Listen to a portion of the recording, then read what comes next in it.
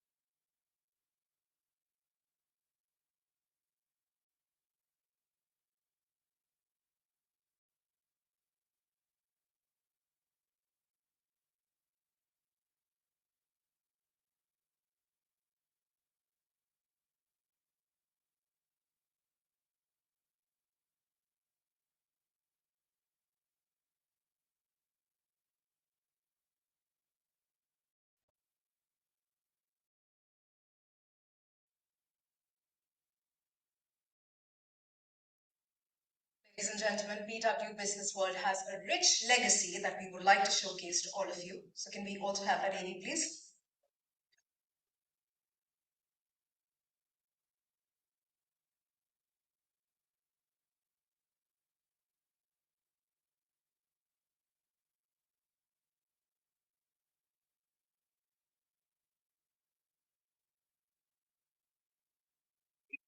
PwC's world has chronicled India's growth story with credibility, transparency, rigor, and courage.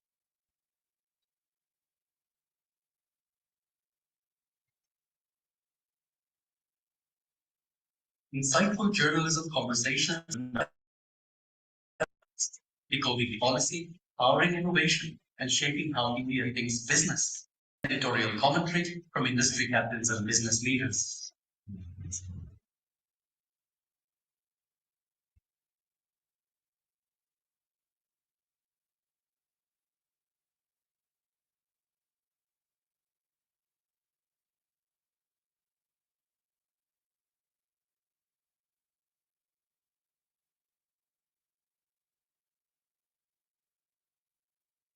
In a world driven by our stories remain journalist-led, backed by AI efficiency, not AI storytelling.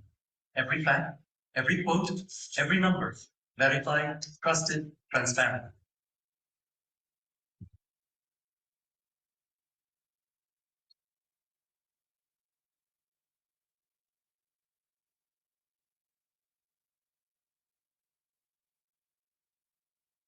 Now, Business World. BW Business World, led by Dr. Anurag Batra, Chairman and Editor-in-Chief, BW Business World, and founder of Exchange Media Group, is the fastest growing business media house in India. With a network spanning across 24 niche business communities and several magazines, BW Business World is proud to be entrenched in various verticals in the domestic as well as global business ecosystem. With changing times, BW now has massive readership in the digital space as well. BW in its portfolio has 24 niche B2B communities that organize conferences and forums to facilitate interaction between sectoral business leaders, and create a conducive environment for collaboration. To keep yourself abreast of development, please subscribe to the Business World Group magazines. It will add to your professional quest for knowledge and insight. There are exciting offers for attendees of events. Our latest issue of BW Business World spotlights the Union Budget 2026, 2027, and the twin trade deals reshaping India's economic outlook. For more information, please reach out to the registration counter. Today's proceedings will start with a keen look at the L&D strategies for corporates to drive business transformations. We are thrilled to welcome respected veterans from the HR fraternity, HR leaders from big and small corporates, GCCs, HR service providers, product innovators, HR tech enthusiasts, and startups. Coaches and mentors, founders of HR tech firms, and enthusiastic audience. Can I request the BW team to show us today's event audiovisual?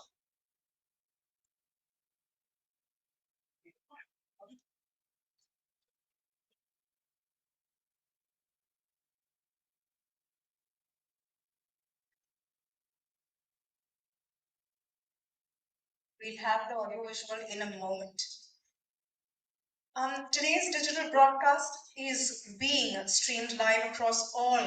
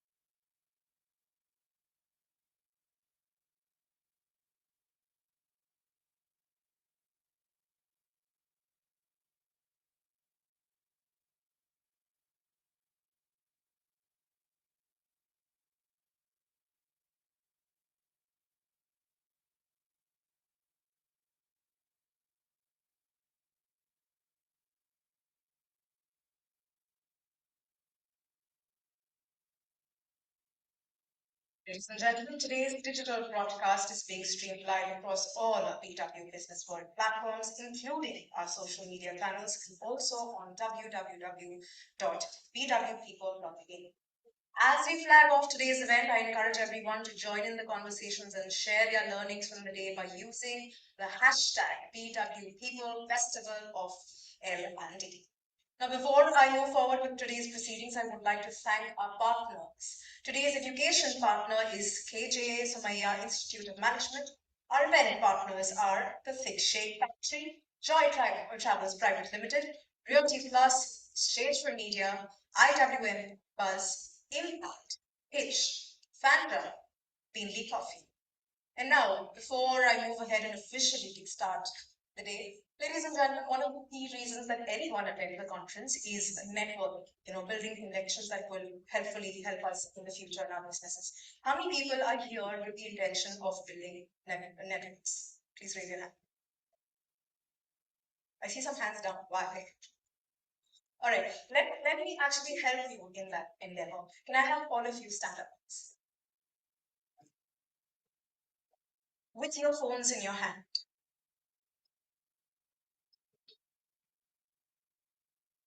Does everyone have your phone in their hand? Yes. Perfect. Now, what I want you to do is click 3 selfies with 3 people you don't know. As soon as you do it, I will take a seat. 3 selfies with 3 people you don't know. So that at lunchtime, you know who to reach out to, you know who to start talking to. This is ice breaking at its best.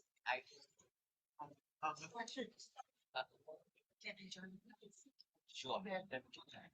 And once you click 3 selfies, 3 people you don't know, just have a seat. Yeah. No cheating. It has to be with people you do not know, not with people you know. Once you're done with 3 selfies, grab a seat.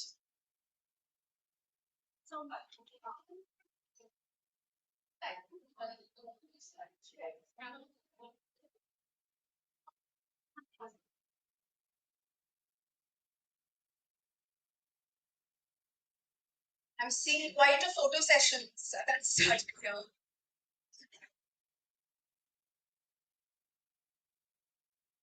All right, time's up. Please have a seat.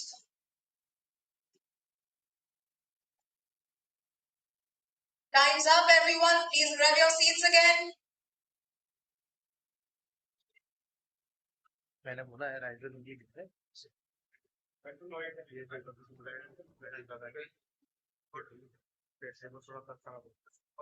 Can I request everyone to please grab a seat? We'll continue with the photo session later.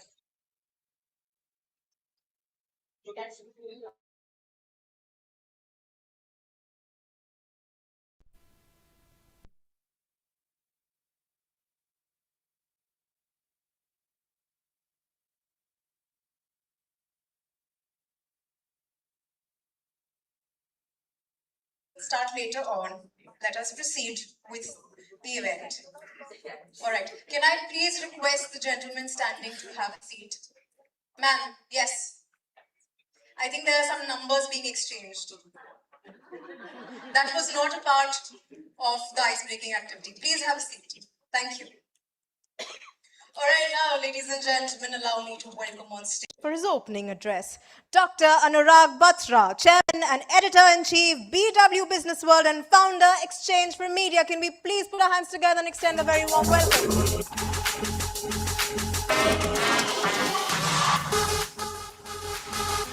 All right. A slight, can we also, before he arrives, can we please put our hands together for Ms. Bilkis Naqvi, Business Head, BW People. Thank you so much, Nipa. Dr. Batra is still struggling with the traffic and just a couple of minutes away. Good opportunity for me to welcome all of you. Ladies and gentlemen, welcome to the second edition of BW People, Festival of Learning and Development. It's a pleasure to see you here today, united by a common goal to enhance our skills, share knowledge, and foster a culture of continuous learning. Today, we will explore a variety of topics around agile learning. from latest trends in learning technologies to effective strategies for fostering growth mindset. This conference is not just an opportunity to gain insights from industry leaders and experts. It's a platform for collaboration, inspiration, and transformation. We encourage you to engage actively, ask questions, and share your experiences. Let us be curious, open-minded. Let us learn from each other. Let us develop ourselves.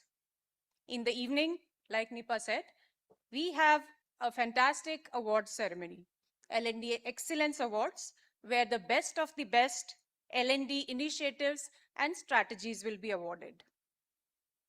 Thank you very much for being here today, and let's make this festival a beautiful learning experience. Thank you once again.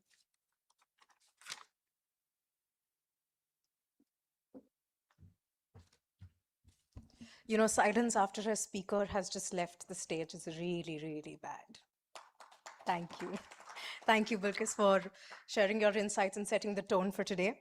And now, ladies and gentlemen, we move on to the first keynote address of the day, the topic for which is future-proofing organizational skills with AI from automation to agency.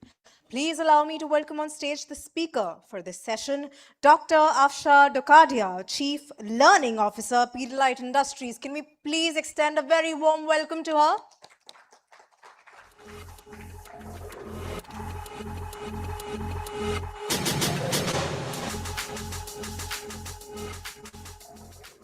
Hi, good morning, everyone. Can I get a caller mic, please? Till the time they cue my presentation.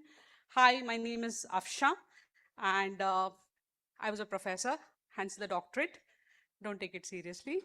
Half my career, I've been a professor, I still teach, and the other half has been working for an oil and gas major in L&T, tech giant in Accenture, and these days I take care of the learning agenda at Pidilite. I must congratulate the BW community because typically the keynote speech on future of AI is done by consultants. And here you have invited somebody who's from the brick and mortar company. But I thought this is maybe because Fevicol Marul Naka Bagal mein. Believe it or not? Has anyone seen? People who have come from Delhi, please do visit our Marul Naka. We made it sure that जो सबसे busiest juncture है बॉम्बे का, हमने उसी के ऊपर अपना नाम लगाया because Fevicol का मजबूत जोड़. Correct, absolutely correct. Okay, so when we are preparing for this deck, Mike, my team thought, what do you want to talk about? This whole past 3 years has been such a conundrum of activities, such a space of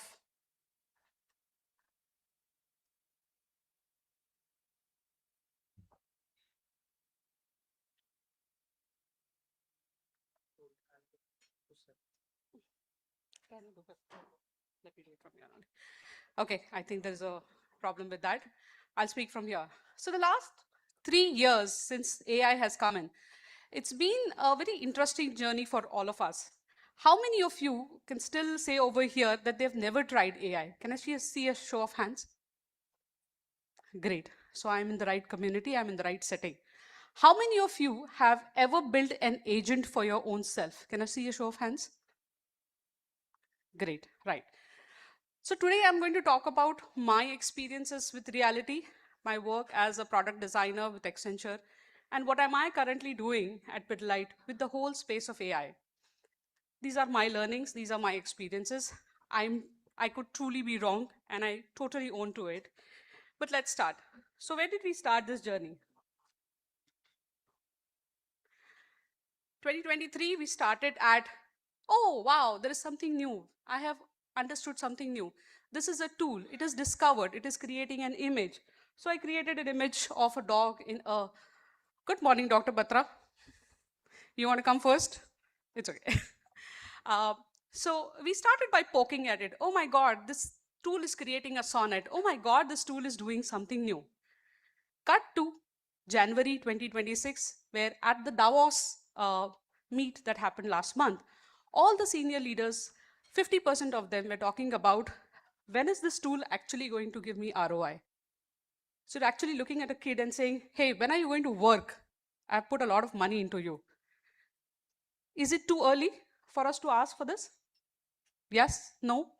They say that 1 year in AI terms is equals to 10 years in a regular lifestyle. So maybe it's true. We spend a lot of money and we are asking, when is it going to give an ROI? So hence, I thought let us create a AI maturity model. And before I created this deck, or late last night, we saw that Josh Bersin also came up with a maturity model. I looked at the maturity model and I was like, thank God, I'm actually landing somewhere near only. Now, what I'm going to present is where are different organizations when it comes to implementing AI within the organization. Thankfully, learning became a poster child of implementation of AI within organization. All of us agree? Most of us are from the learning function. We became the poster child. People asked, okay, you are going to forerun what is going to happen with AI in the organization. We are going to learn from you. That is a great space to be. According to me, these are the 4 spaces that we are. At level 1, you have got organizations who are tool-driven. They have got early adoption of AI happening. A lot of organizations, in fact, all the organizations have brought some or the other tool you have taken, a Copilot, a Perplexity, a Claude, a Gemini, XYZ. The skill that is required at this space is, do you know how to use the tool? And a lot of organizations have done this, that they would have a Thursday AI session where you expect on Monday, everybody knows everything about AI. How many of you have done that? Raise of hands. Taught everybody, gave them a certificate and thought, Monday se inko sab kuch aa jana chahiye, humne inke haath mein Aladdin ka chirag de diya, isn't it? Did it happen? No. The second stage is workflow integrated, where now we are creating a lot of agents which do not talk to each other. They are independent agents. So there is a learning agent, there is a supply chain agent, there is an agent which is created on giving the information to learners on when the learning program is happening, so on and so forth. The third stage is decision argumentation, where any agent is going to be created by taking in 3 or 4 workflows together, 3 or 4 SharePoints together, and going to give you a decision. For example, at Pidilite, we use our advanced agent to tell our sales force where sales is happening, which are the distributors or developers who have not worked with us for the past 3 months, and where should be our attention. Now, this is something which is flowing from our own database. The fourth space where some of the international organizations have gone and some of the Indian organizations have also gone is the agentic space, where you'll see the agents deciding and making decisions for you. Early morning, you're getting a reminder that, hey, you have got a learning program happening. But if you do not want to attend that, this is also an e-learning module, you can do that. So agents making different decisions. Now, in all the 4 levels, the skill gap or the skill capability gap is huge. In all the 4 levels, the decisions that an organization has to make is different. In all the 4 levels, it is absolutely fine to find your organization. Today, if you go and ask any business guy, how many skilled people do you have? They'll tell you only 25% of my workforce actually has the skill to use AI and take my organization ahead. Agree? Yeah, I can see a lot of nods. This situation is going to be like this for the next 2 or 3 years, my dear friends. So let's get comfortable. The first and the most important analysis we should do is, where am I? Am I comfortable being wherever I am?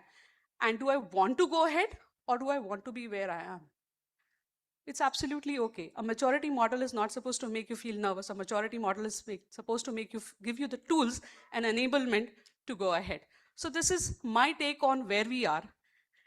Actual skill and capability chokehold starts happening when you move from level 2 to level 3, where it's not just fancier to use AI, but it is important because you are using AI for each and every decision that you're doing. Okay, let me move forward. Okay, so let me give you some examples of each of these levels and where are good organizations, because Ashish told me, ma'am, just don't give us theory. We know you're a professor, but we also want to know what are the things you have done. Okay, so yeah. Today, when we make AI agents, we make these agents in any of these 4 spaces.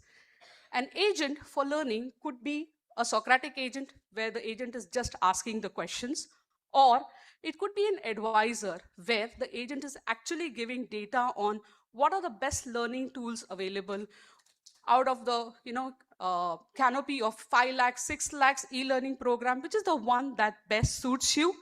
The third level is where an agent becomes a co-peer, a learner with you. It helps you. So if you see at the advisor level, today, most of the leadership development programs, IDPs, are created by these kind of advisors. When you just put in that I have this learning requirement and this learning need, the advisor will tell you, okay, these are the programs that are available within the organization. You can complete it within the next 3 months. This is what is going to happen. When it becomes a collaborative peer, it actually nudges you. The technology required for the last two is still getting developed. I'm sure this is my invitation to my peers who have come from the industry of vendors and the industry of suppliers. This is my invitation to you. Let's look at this model and can you create those agents for us? Because right now we are hanging in the first two. The last one is a dream but true. The adaptive personalized training and adapts to learners' dynamic engagement. It helps you and says that, okay, you do not have that much of a time, but maybe this is a summarization of a 2-day deck that was given by your colleagues, and this is where it can be used. Agree with this? Show of hands, please. Yeah?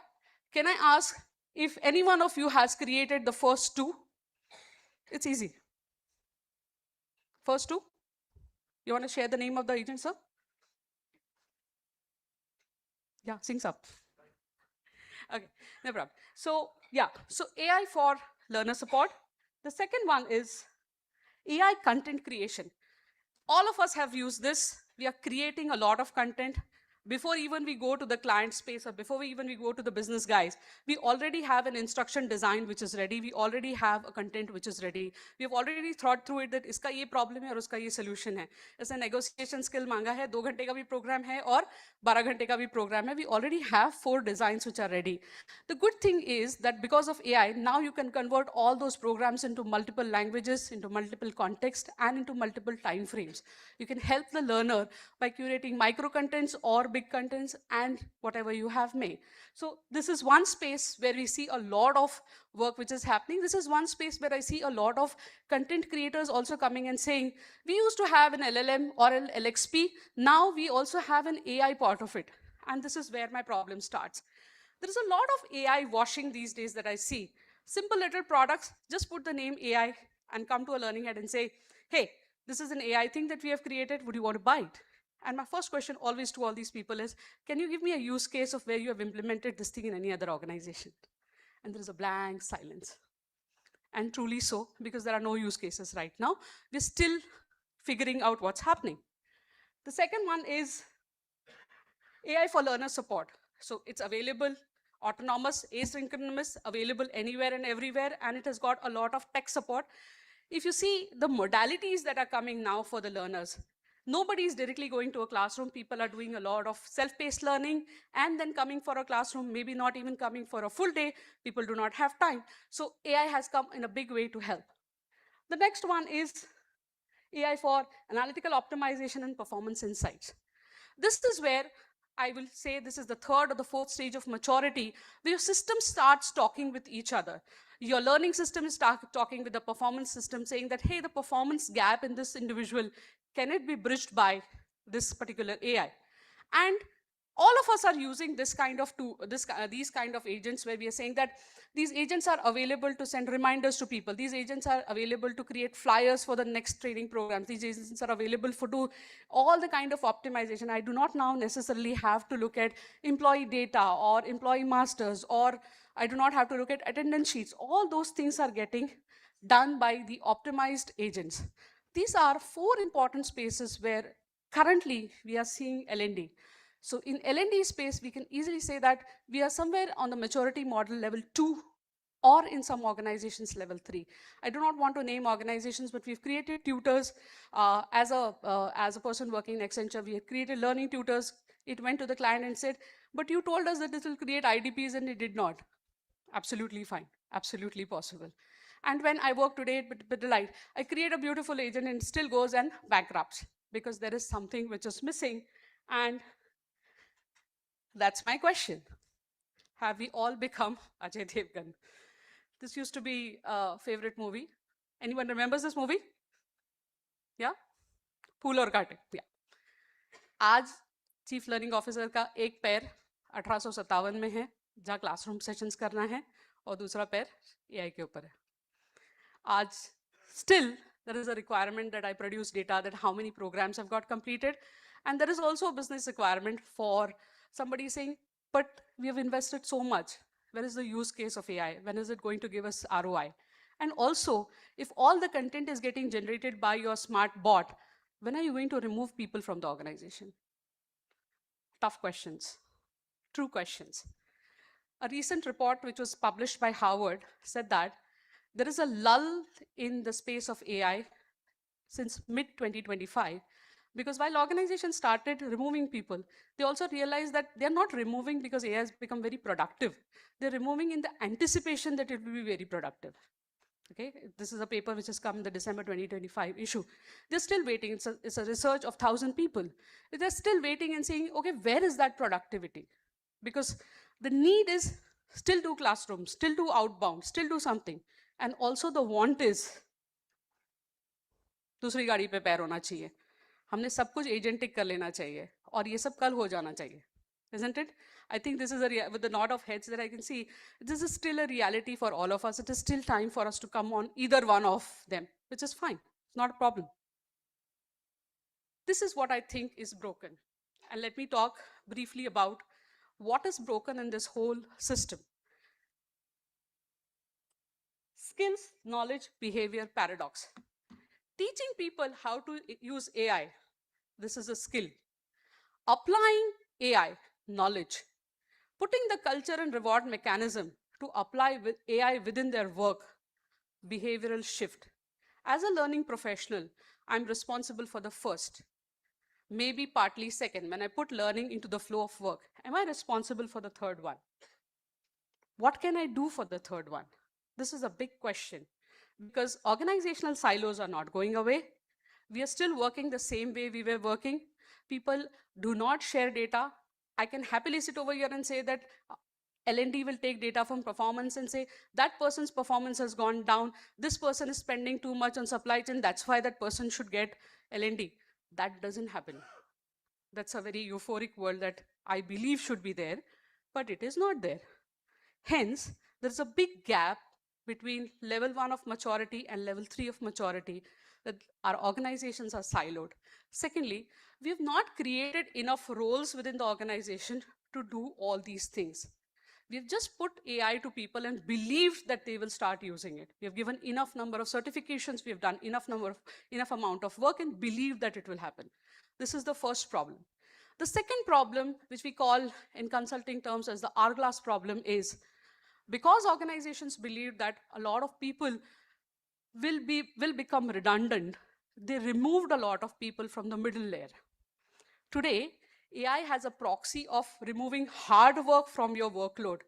It is not a proxy for maturity. You still need the middle level, which is there in the organization to implement whatever you have thought so. So removing people is not a solution, and hence the skill gap. These two are the biggest problems right now that we see in AI implementation in organizations as well as at a country level. We want to go ahead, we know more is required, but we don't know how to convert that skill into knowledge into behavior, or how do I put that behavior modification framework so that people become motivated to apply it. In some organizations where I've worked with as a professor, what I've come to know is that there is a lot of shame calling of people who use AI. One colleague of mine was interacting with a young colleague of mine, a business guy interacting with a young colleague of mine. He said, अभी हम इनसे कुछ पूछेंगे, ये co-pilot खोलेंगे, ये answer दे देगी, इनको भी पता नहीं होगा इन्होंने हमें क्या answer.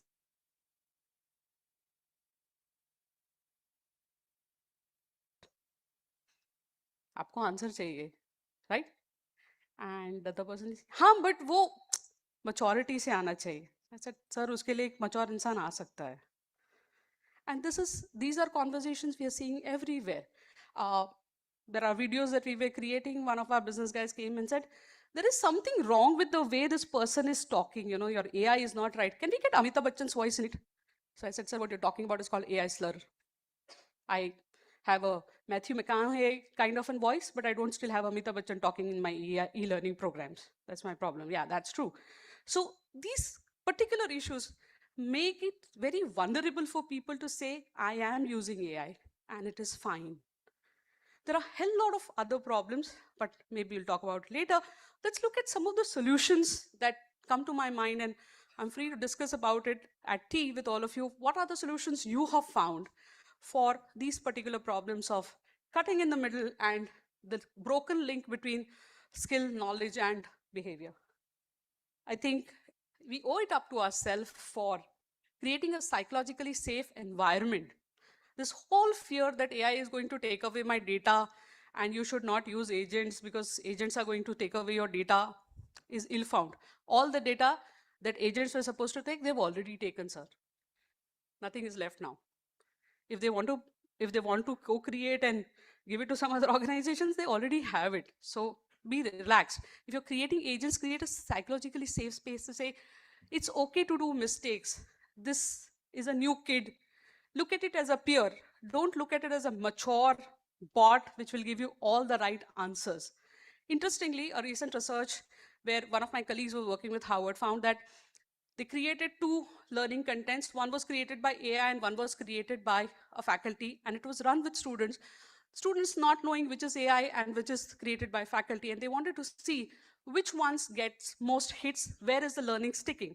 Interestingly, it was a physics class, and they found that the AI created content was accepted better as compared to the ones created by the faculty. Now, there are very many caveats in this. That was a Harvard class. Physics students have got an average IQ of 120, blah, blah, blah, blah, blah.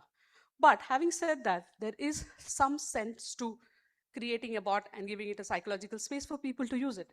Second, more certifications is not the trick, because what you will be doing is you will be enhancing more knowledge, but more skill, more knowledge, but you will not be enhancing the skill. Where are you creating the psychological safety of, okay, I have taught you this, let us see where you can use it.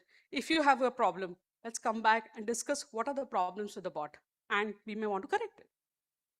We need to think about modalities of behavioral change and create the right kind of framework of psychological safety and reward mechanism for people to use it. And then and only then will we be able to see absolute skill enhancement and the 25% number of people capable moving to 30, 40, 70, whatever. Organizational ability, role alignment, performance support, absolutely required. And last but not the least, it's absolutely fine to accept that all my learners will not be able to get it. All my learners will not go from level 1 to level 4. It's fine if the top 20% are able to use it. It's fine if the top 30% are able to use it. Do not push them for more certifications. Everybody has a learning curve. And with AI, it's interesting. Maybe if I do the same talk next year, this deck entirely would have changed, the numbers would have changed. But right now the numbers are daunting. Right now the situation is interesting.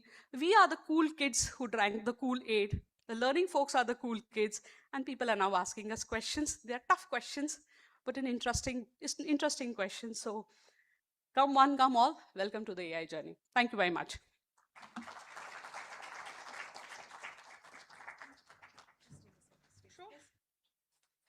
Thank you, Dr. Afsha, for sharing your valuable insights with all of us. Before you leave the dais, we from BW Business World would like to present you a token of our appreciation and gratitude for being here and sharing your insights with all of us.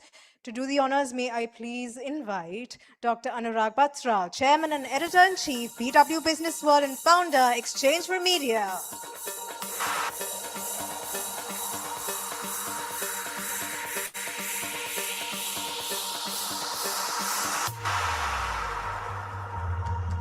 Ladies and gentlemen, a huge round of applause, please.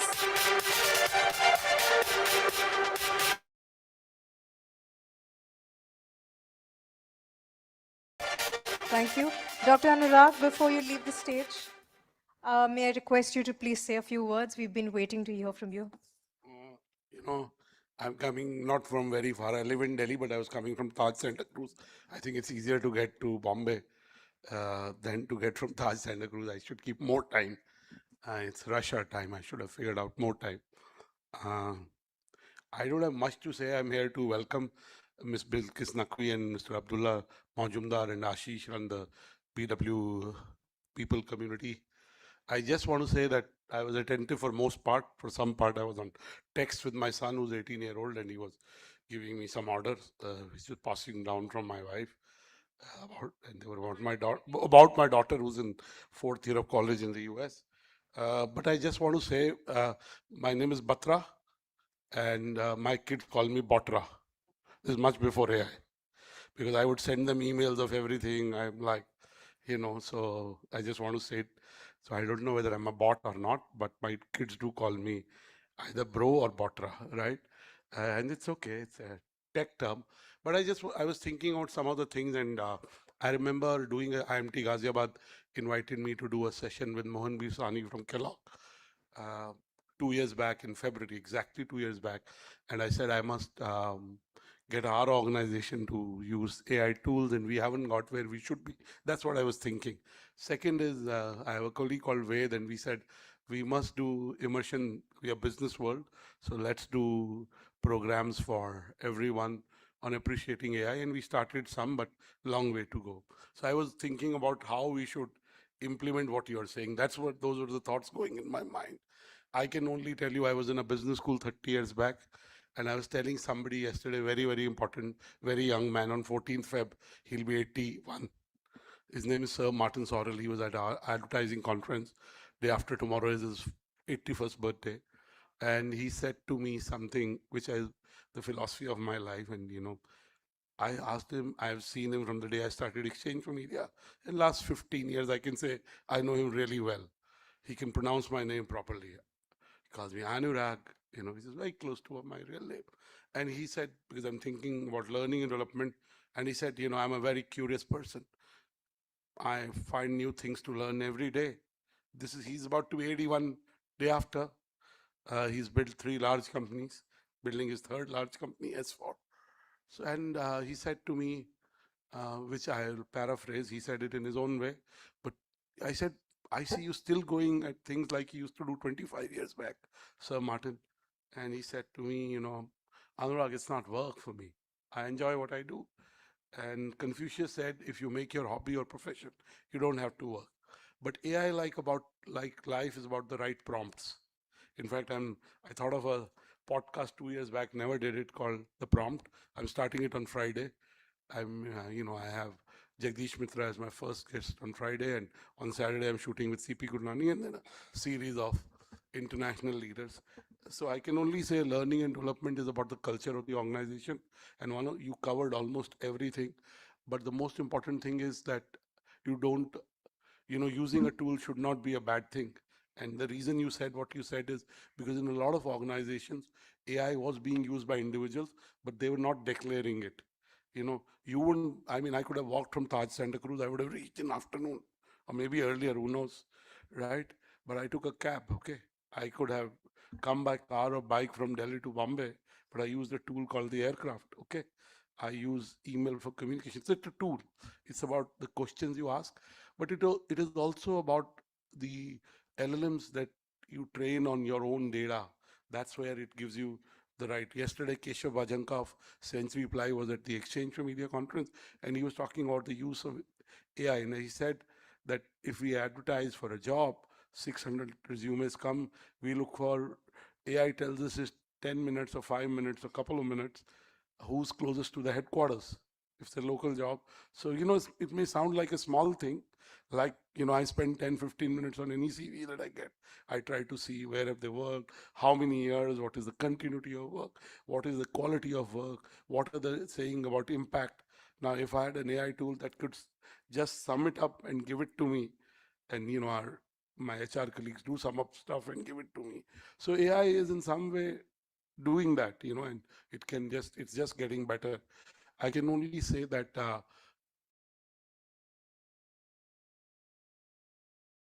will happen in the next 2-3 years, definitely in the next 5 years.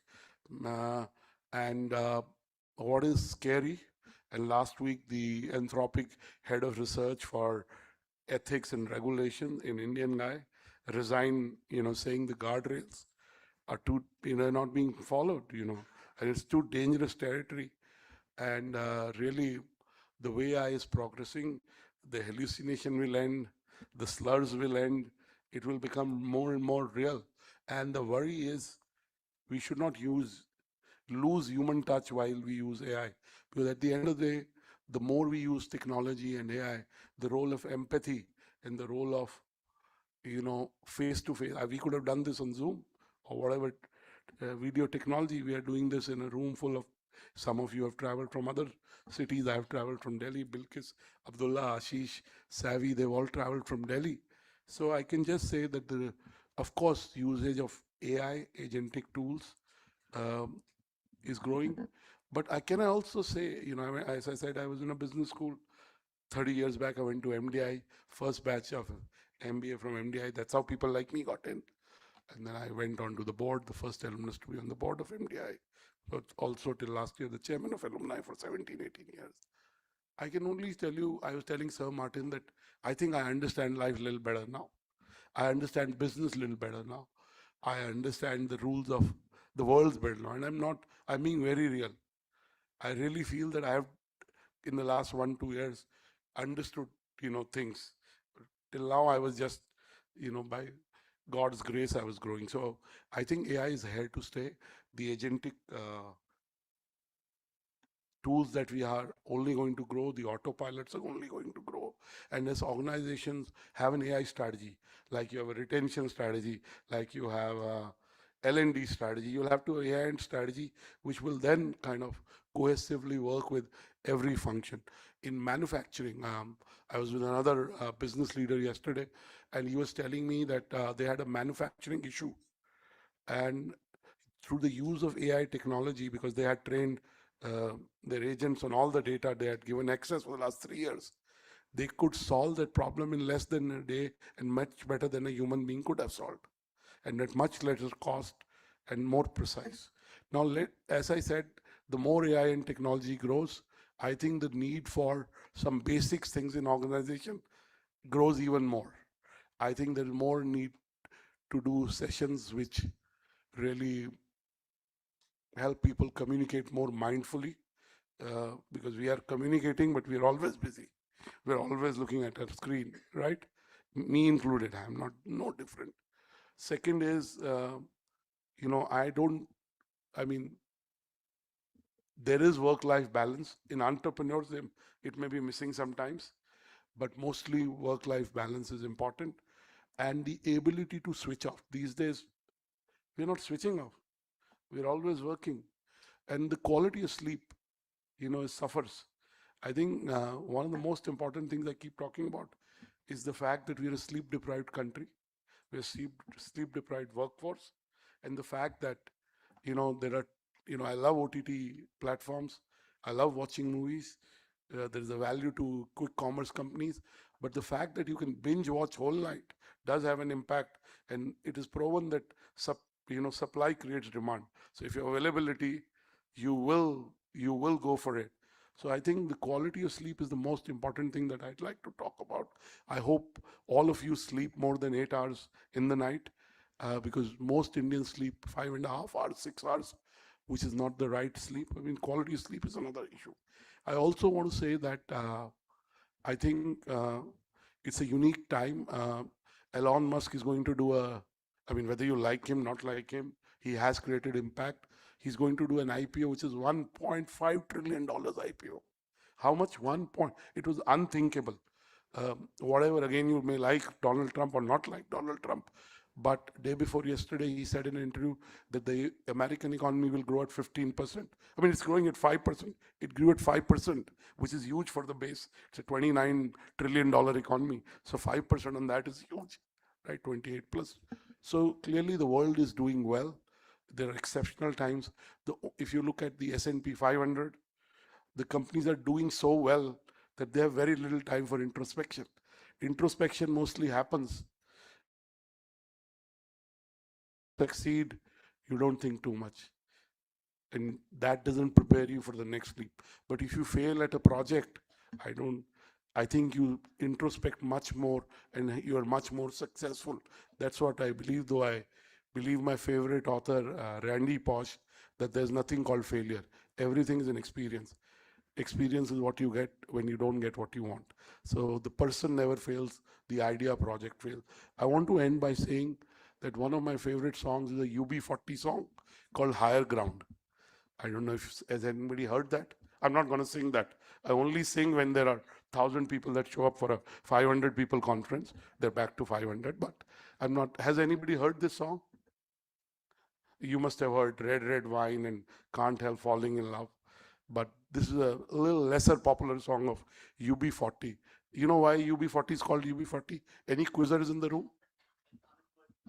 Huh? Very, very good. You're a quizzer. Yeah, it's a dole form in UK. All the three band members were unemployed, so they called themselves UB40. I know Abdullah is a budding singer. For the last 15 years, he's trying. Uh, uh, so they have a song called Higher Ground, and I won't sing it, and you can see, get its lyrics. But basically, it says, the more I know, the less I know. It's called, it goes on. And the beauty is that we need to know first principles right, basics right, but the tools make our life better. And if, as somebody said over the last few years, there'll be two kinds of knowledge workers, the workers that use AI and the workers that don't use AI well. So the ones that use AI will do much better. Business in India is growing, companies are growing. It's a really fascinating time. And the next 5-6 years in India, the next decade is going to be super accelerating in spite of all the unique things about India. I mean, we are more affluent today, but is the quality of our lives in urban cities better? No, I'm not sure. So, those are issues. We are too busy in our day jobs sometimes to focus on that. But I'd say that AI is about the right prompts. It's about the right questions. The more we use it, the better we get. And it's the simple basic rules. And I would say the more life changes, the more it says same. Tools may come, tools may go, but the first principles stay the same. I want to end by saying that I read a book about 14 months back, early last year. I think I read it in Jan first week, and I've gifted a lot of it. Today you have very good books. We couldn't find that. It's called Fluke. It's written by a guy called Brian Klaus. He's a social scientist. And how many of you feel you're successful? You're very successful. Good. You lost there to show up for that. And so have I. But I know it's very senior folks. How many of you, only one successful person, Bilkis? What about the others? But, senior folks get very... How many of you feel you're successful? A lot of you. You are. Okay. And why do you think, sir, you're successful? I've achieved the goals I had for myself, which doesn't mean that I stop, but so far so good. The remainder is okay. Good. So the book basically says that human beings give themselves too much credit for their success. And he says everything is a fluke. Fluke in Urdu means tukka. In Hindi, you can say prarabdh. In English, you can say preordainment, serendipity, luck, chance. And I read the book. I won't give you the stories in the book, but I'd say that whatever little I've achieved is because of my parents' good karma, or my grandparents. I think that's something I deeply believe in. It's not about how hard I work. What I really believe, the sukarma of my parents, definitely, because I've seen them over a long period of time. My grandparents, and my forefathers, and in your case also. Of course, we work hard. The harder you work, the luckier you get.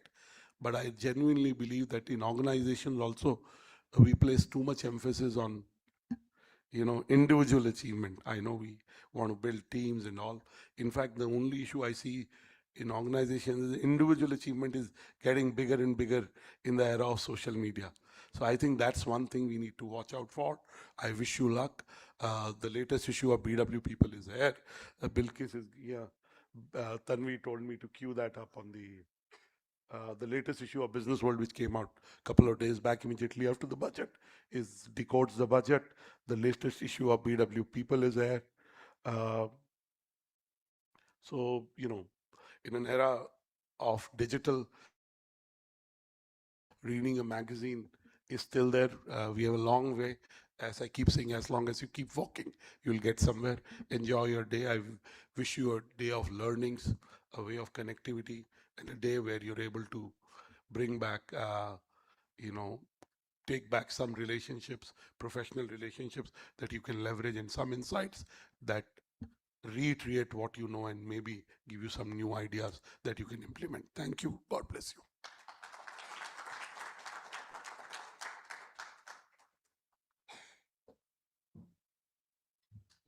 Thank you so much, Dr. Batra, for sharing your valuable insights with us. I think we can do a better job than that. Can we please put our hands together? Thank you. Right now, ladies and gentlemen, we are moving on to the first panel discussion of the day, the topic for which is iterative and incremental development with generative AI for content creation. Now, as my team is setting up the table, let me bring to the attention of our panelists who will be coming up on stage that post the session, I would request you to please head outside to the media room so that we can get your media bites. And as soon as they're done, we will be starting with the session.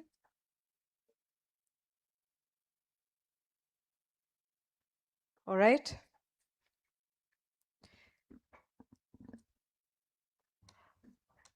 Please allow me to welcome our speakers for our first panel discussion. Can we please welcome Dr. D. Prashant Nair, CHRO, Crompton Greaves Consumer Electricals. Can we please put our hands together? Can we also welcome Dr. Jagmohan Singh Rishi, Global Head HR and L&D Wockhardt.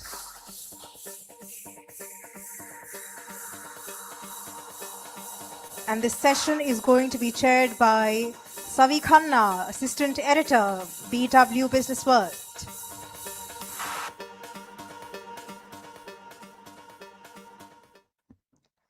Ladies and gentlemen, our incredible panel is up on stage. If we can just share a little bit of energy and welcome them up on stage.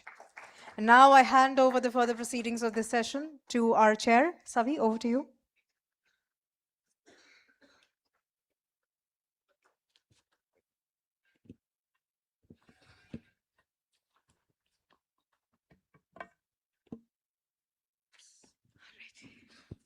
Good morning, everybody. Thank you for joining us today. And this is the first panel of the day.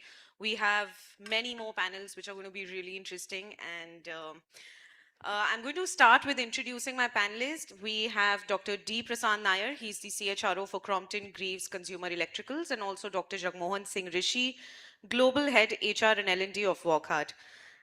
Dr. Nair and I had a chance earlier this month to discuss about the budget. And before we delve into the conversation, Dr. Nair, we spoke in depth about the role of AI and learning and development in this year's budget. Anything you want to share with all of us as to what were some of the missed opportunity in terms of L&D in this year's budget and what could have been done better?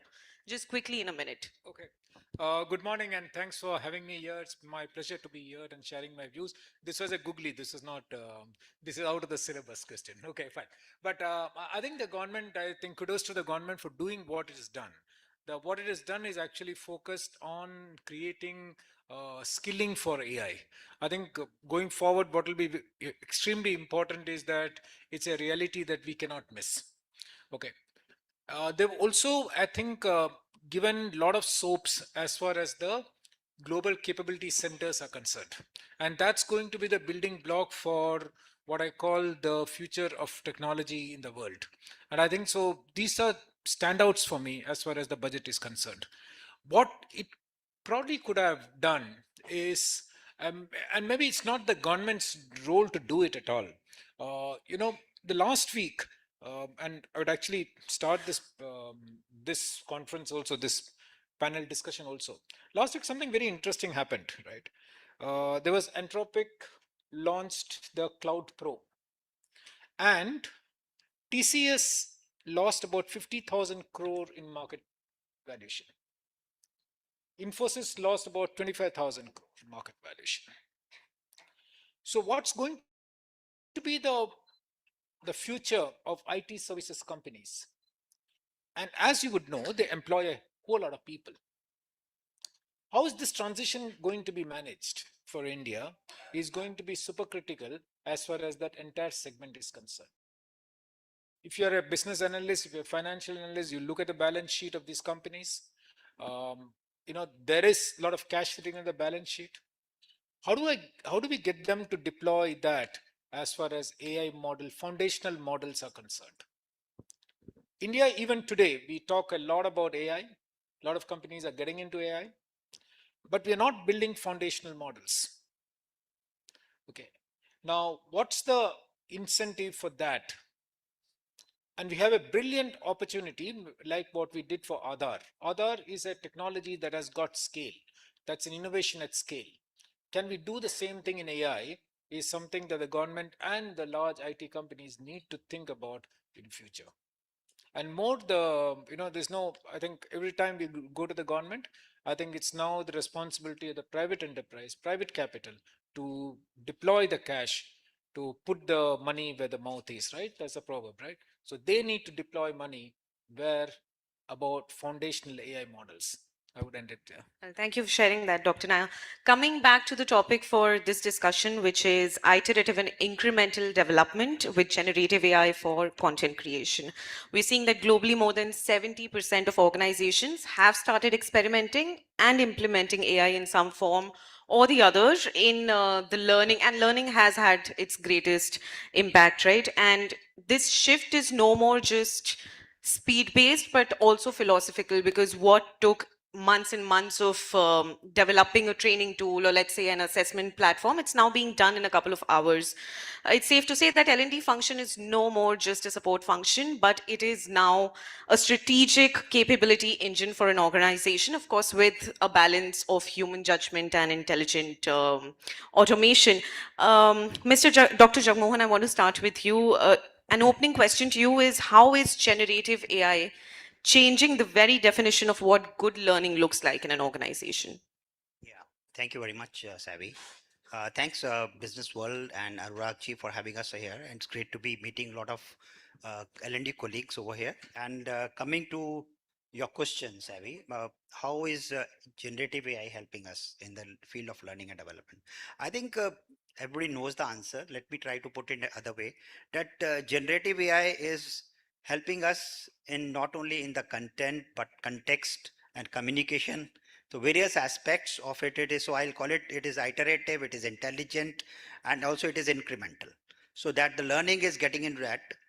Earlier the word was co-creation of the content, today it is co-evolving of the content. That is something which is coming up of late with respect to learning.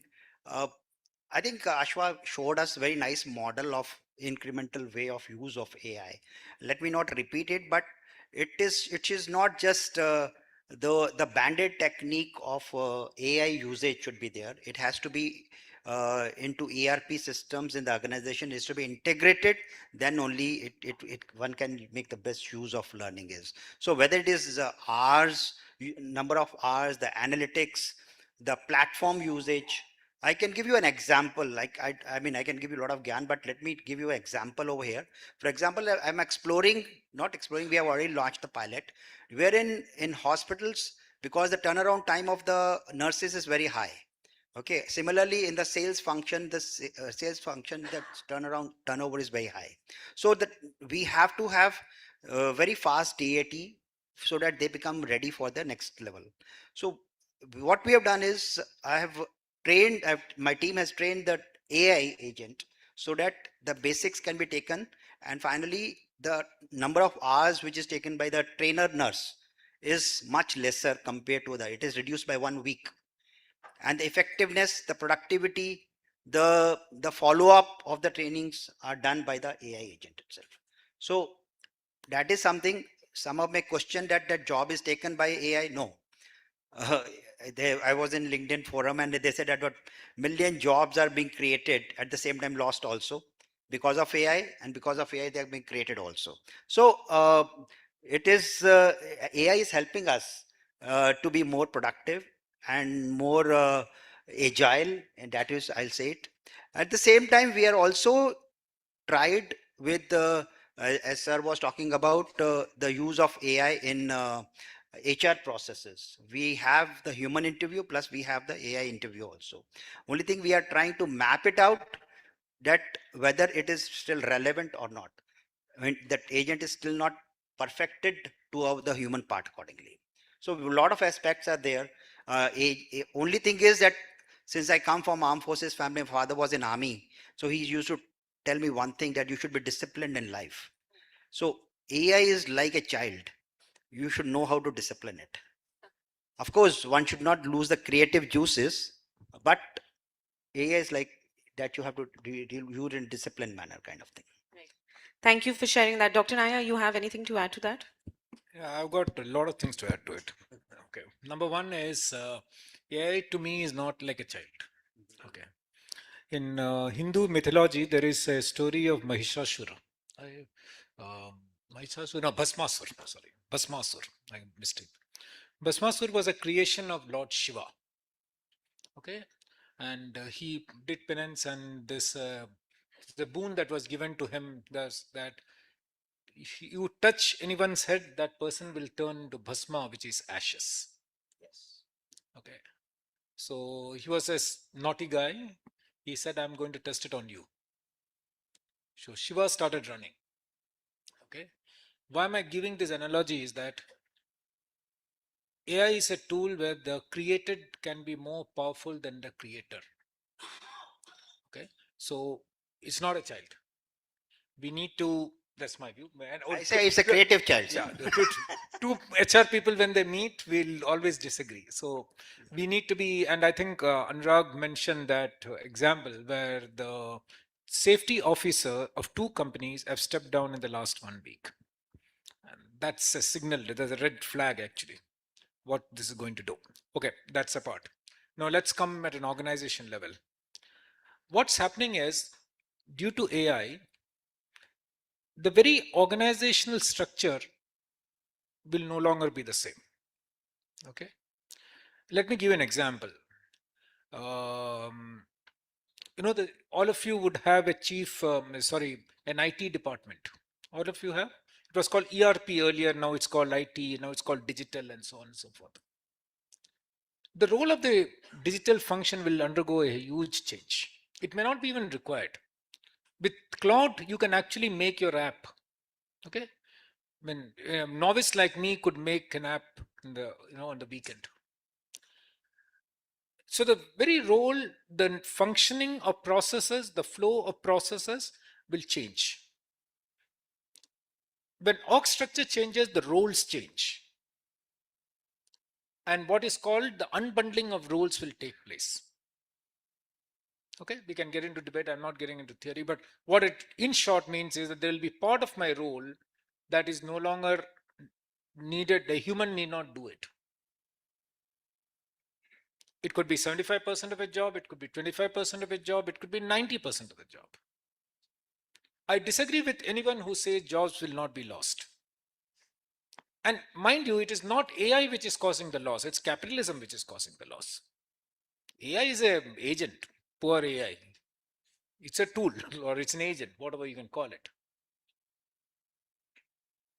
That billions of money invested in AI to come up with a product, do you think it's fun? Economy will collapse if this does not give return. And how is the return going to be created? It's going to be in terms of productivity. So, people have fooled themselves when say jobs will not be lost. Yes, jobs will be created. It's better to confront that reality, saying that jobs will be lost. What we need as HR people, as organizational leaders, as people, responsible people in the society, we need to see how do we upskill a certain people, how do we prepare the talent for tomorrow, the young generation of tomorrow, to actually be ready in this job and pick up skills, pick up those roles which will be there in some years' time and not the jobs which are there today. Right. Thank you, Dr. Nair. It's interesting to have two very different Just to add perspectives. this Yeah, point, sure. sir, just you reminded me of one recent thing. I was in IIM Kolkata for that. That organizational structures are going to be in for change, as he said. So I use two aspects. One is going to be exploitative. Second will be explorative. So where the things are repetitive in the nature, it will be exploitative kind of structure where it is into automation kind of thing. But where the innovation is going to come, There you have to have a explorative way, and AI is going to play a big role in that. That is what I thought. 2 bits on that. Thank you. Dr. Rishi, adding to that, what does an effective prompt to program workflow look like for you or in a large enterprise? If you could give us a few examples of that as well. I think prompt to program workflow definitely talks about is aspect that we have to, again, prompt engineering is big aspect, but today mature prompting is something which is very, very important when it comes to in order to create some kind of right programs for us. So those are the aspects which are being, taken up by us, and to the instructional quality is improving because of right prompt. uh, and at the same time, when we do the right kind of prompting, we build, we test, we learn, we refine, and then we scale up also. And that is something we are able to build those programs accordingly. That is something to bit of mine. You can ask. But I want to hold on to Yeah. this thought. ऐसे नहीं छोड़ेगा आपको. So, Dr. Rishi, how do you maintain a balance between human judgment with generative AI? There's a lot of bias, there's a lot of concerns that are also coming up, but then how do you maintain that balance of human judgment with the machine intelligence? Yeah, ideally speaking, I mean, I think everybody must have used AI. Anybody who's not used AI, please raise your hand. I mean, chat GPT or whatever it is. So what happens is these days it is also becoming important. You say that I need a session plan for train the trainer program. At the end of the say, I can make you, you remember what it says, it closes it. I can help you with this also, right? And then you get into that and you start from one thing and you end up somewhere else, right? That is where the prompting is very, very important. In fact, one of my colleague, he is also a Punjabi Munda, and he was singing this song, AP Dillon ka song, hai na, Teriyan Adawa, that, and he said, Teriyan Adawa, AI ko bol raha tha. To maar suttiya ne munda, kakka ne rakhya. So that is something he was talking about, that how we start from one point, how we end up somewhere else. So that is where the discipline is very important with respect to prompting also. And what we want, we should be. So it is in the hands of human to stay disciplined what he or she wants, rather than getting into the flow also. Yeah, if you are into explorative mode, you can keep on going with the flow. So the decision lies with the human about what kind of prompt has to be given and what is the outcome or output you want from that prompt. Dr. Naya, your views on personalization in L&D through generative AI, do you think it's how on ground, what is the reality? Do you think it's more of a hype than it is actually happening? Or maybe you could share some examples of something that you're doing at your organization. So I'll share the example later, but I think there are 4 dimensions of how it's personalizing the journey. Okay, and I call it 4 M's. One is multi-dimensional approach. Okay, and what it does is, and I think Madam spoke about being Socrative, being adaptive, the different ways by which AI can actually help the learning process. I call it multi-dimensional. Second, going back to core fundamentals of learning cycle, we have called learning cycle. I don't, it's a very educated, learned audience. I'll not go through the cycle, but AI can actually help us through the personalization of a journey through which learning mode does the person prefer. Okay, for example, I would like to experiment. Somebody would like to learn through conceptualization. So AI can actually help that thing. So one is modes, one is multidimensional. Third is AI can help in modality switching at a very fast rate. For example, if I have to link up a concept with a hobby of mine, AI can actually do that. Okay, so I want to learn machine learning, and I'm interested in, say, football. So actually, it can help why Manchester United lost, and I really like Manchester United losing because I'm a Man City fan. So it can help why Man United is losing and Man City is winning by using modality switching. And the fourth is AI can actually create milestones for your journey at your pace. So multidimensionality, modality, switching, modes, and milestones. These are the 4 ways by which AI can actually personalize the journey. But I want to highlight one very interesting phenomena that I'm seeing. I'm basically from Kerala, but I had to, I studied Hindi, and I was usually problem होता था, अभी भी काकी में अभी problem होता है. सो हिंदी में वाक्य बनाओ आता था. Everybody understands Hindi with my Hindi, pardon me for that. वाक्य बना होता था, कुछ शब्द, I never understood the meaning of this shabd, but I came through a very good algorithm. I didn't know the word at that time. I had a sentence in my mind saying that any शब्द comes, I will say that ये हिंदी में एक बहुत महत्वपूर्ण शब्द है जिसका प्रयोग अनेक परिस्थितियों में किया जा सकता है. Very well said. Okay. Good Pure. try. Okay, so I came upon this till one teacher crossed it. But it's why I'm giving this example is, you go to any organization, headcount reduction, AI, budget, AI. AI एक standard phase बन गया है अभी organization में. You do any good thing, any bad thing, क्यों company का profit कम हुआ, AI impact. Share price क्यों कम हुआ, AI impact. डाउनसाइजिंग क्यों हो रहा है, AI impact. So as educated people, we need to see the shift between what is really caused by AI and what is not caused by AI. And it also gives us opportunity to reflect whether AI is an input or AI is an output. AI strategy nahi hota hai, boss. AI is an input to every strategy. The moment you have an AI strategy, you're missing the wood from the trees. Thank you, Dr. Nair. Dr. Rishi, what are some of the metrics that today's CHROs and CLOs are using to understand more about the speed of content creation, about the skill accuracy, about the training tools and the assessment tools that are there in an organization? I think that metrics remain same only with respect to readiness, with respect to confidence of the people, with respect to application ability of those aspects. And I will link the metrics with the outcomes, rather than those learning hours and other aspects. Let's not stick to those L&D kind of metrics ke bhaiya kya smiley sheet ka ho gaya. That is, so we stick to outcomes of the learning. That is more important. Whether the person's productivity has improved, skill may, I mean, you must be knowing that, on paper, the scores are very high, but the product performance is very low. So it talks about the will and skill metrics kind of thing. So I always link it that whether you are using AI or using human, what are the outcomes coming out of the learning and development initiative. So it is in the hands of the L&D specialist how we use AI to further strengthen the learnings. For example, I gave you example of those exploratory things, kind of exploitative things. It's like repetitive learning which is happening, which can be technical knowledge. But when it comes to skill building, it requires different approach.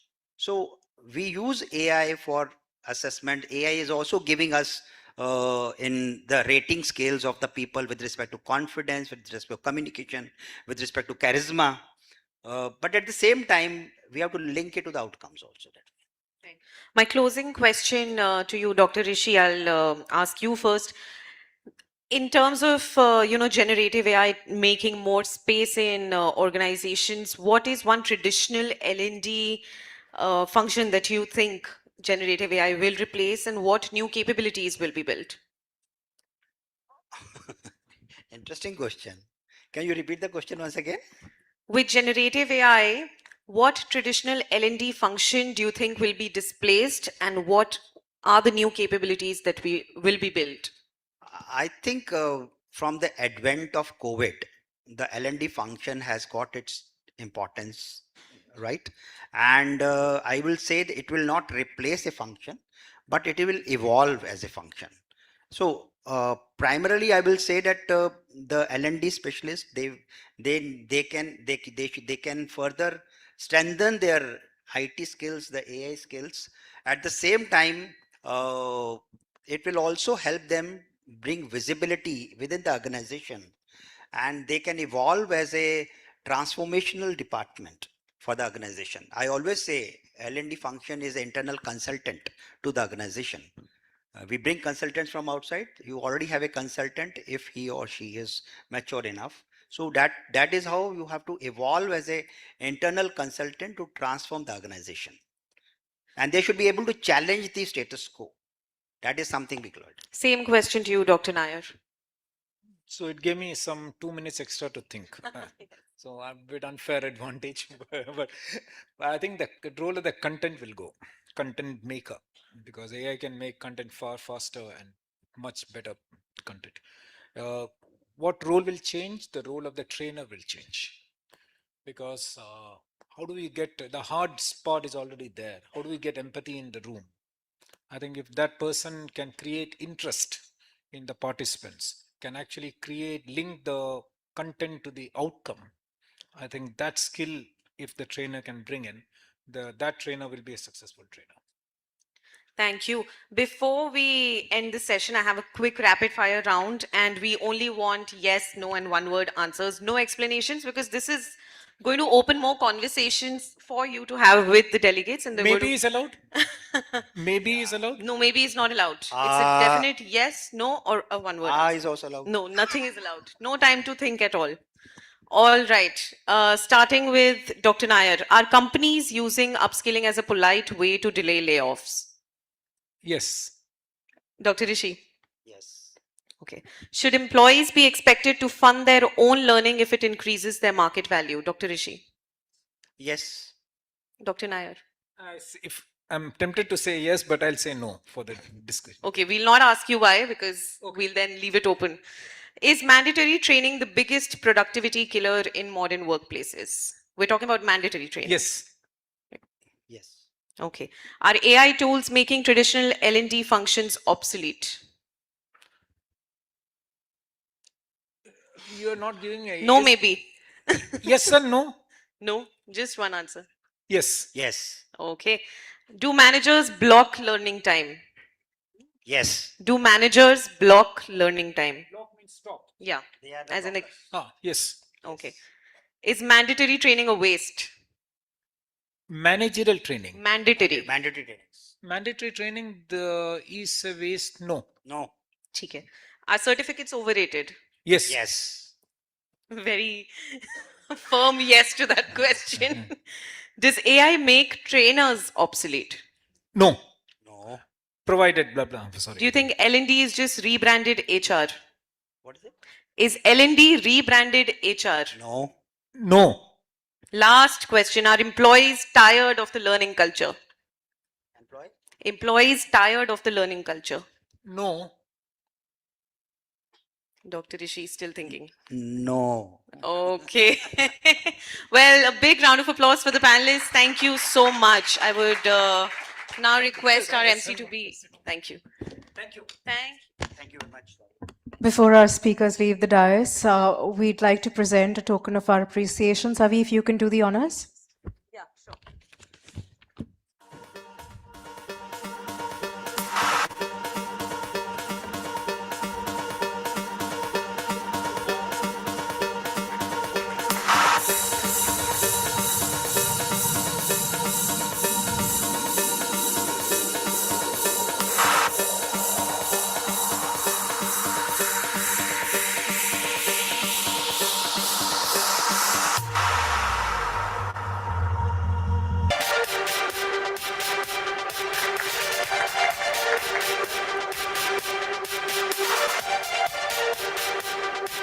Can we have a group photo as well?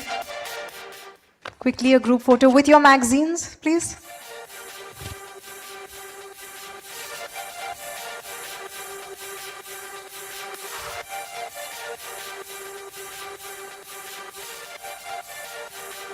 Thank you so much to our incredible panel for sharing your valuable insights with all of us. Thank you. And now, ladies and gentlemen, we move on to the second panel of the day. I'll quickly have my team set up the stage. The topic for our next panel is upskilling India's gig workforce and non-linear careers.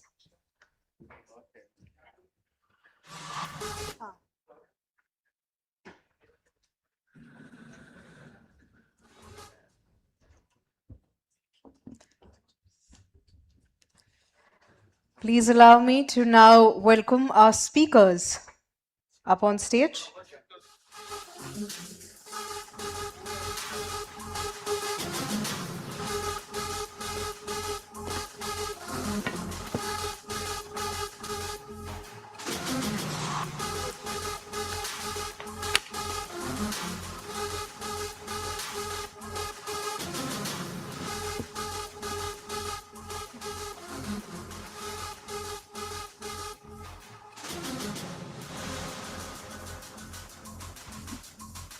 All right. Please help me welcome our esteemed panelists up on stage. Mr. Mohit Kumar, President HR and Head Learning, Talent Management, Organizational Effectiveness, Hindalco Industries. Can we also welcome Mr. Vijay Sinha, Executive Vice President HR New Businesses, JSW. Please put your hands together for Ms. Devi Maheshwari, Head HR Troya Health. Can we also welcome Mr. Satya Manohar, Director, Group of Bimbo. And this session is going to be chaired by Mr. Nitin Kindria, CHRO, Omega Siki. A very warm welcome to our incredible panel. And now I hand over the further proceedings of this session to our chair. Mr. Nitin, over to you.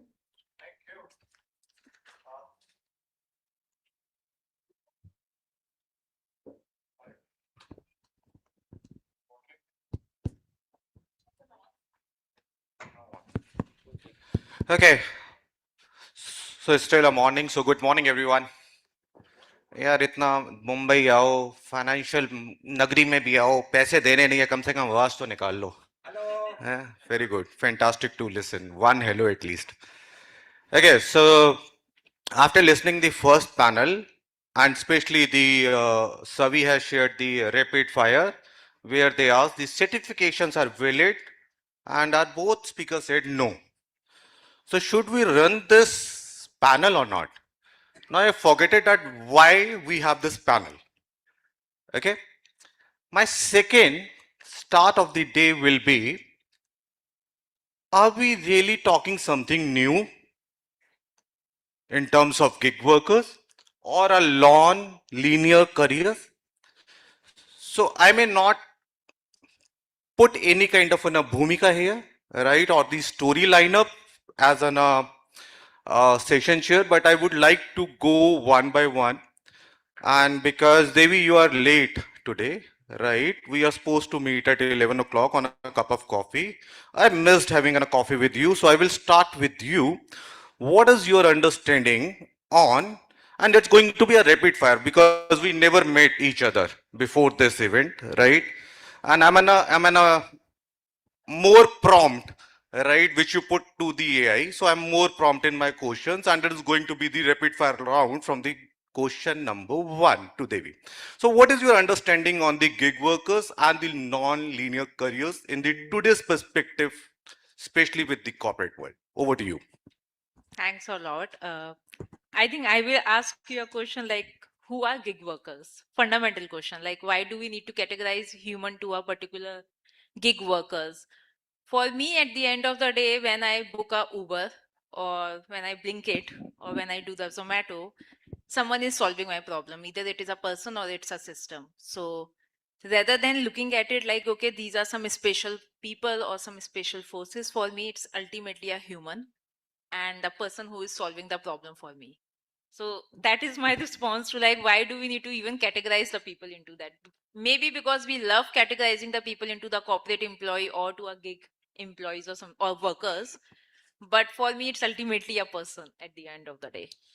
Okay, so now Mohit, I will come to you because you are the first one who responded, right, that I'm here in this hall. Okay, let's meet. So tell me, this Blinkit guy, maybe running the Uber also, maybe doing something for the dry cleaning. So how you know that that person is solving your which problem? The person who is doing multiple platforms, how is solving my problems, right? So she said that because someone is solving her problem, right, through Blinkit, through Swiggy, but now you don't know that who is your digital content creator, right? Who is maybe driving your Uber if you are catching that, or who may be uh, taking care of your groceries through Blinkit, or maybe working as your SEO somewhere sitting and talking about your how to increase the influencers at your LinkedIn or Instagram. Okay. So, as she said that, no, as long as he is delivering what I'm looking forward to, how does it matter? Right. So the way he approaches me, the way what will be the metrics? Is he coming on time? Is he coming properly? No, the things have been delivered to me properly. So that what will the metrics? If that is being done, then other things are immaterial to me, right? So Okay, so now I will come to the more serious person because JSW do the lot of serious businesses nowadays. So Vijayji, I will come to you. How in a corporate cultures, when we talk about the continuous process industry where steel is working, or the assembly lines where we have a manufacturing of any automotive for an example, how you see these gig workers can contribute, or the non-linear careers can help the organization and the businesses too.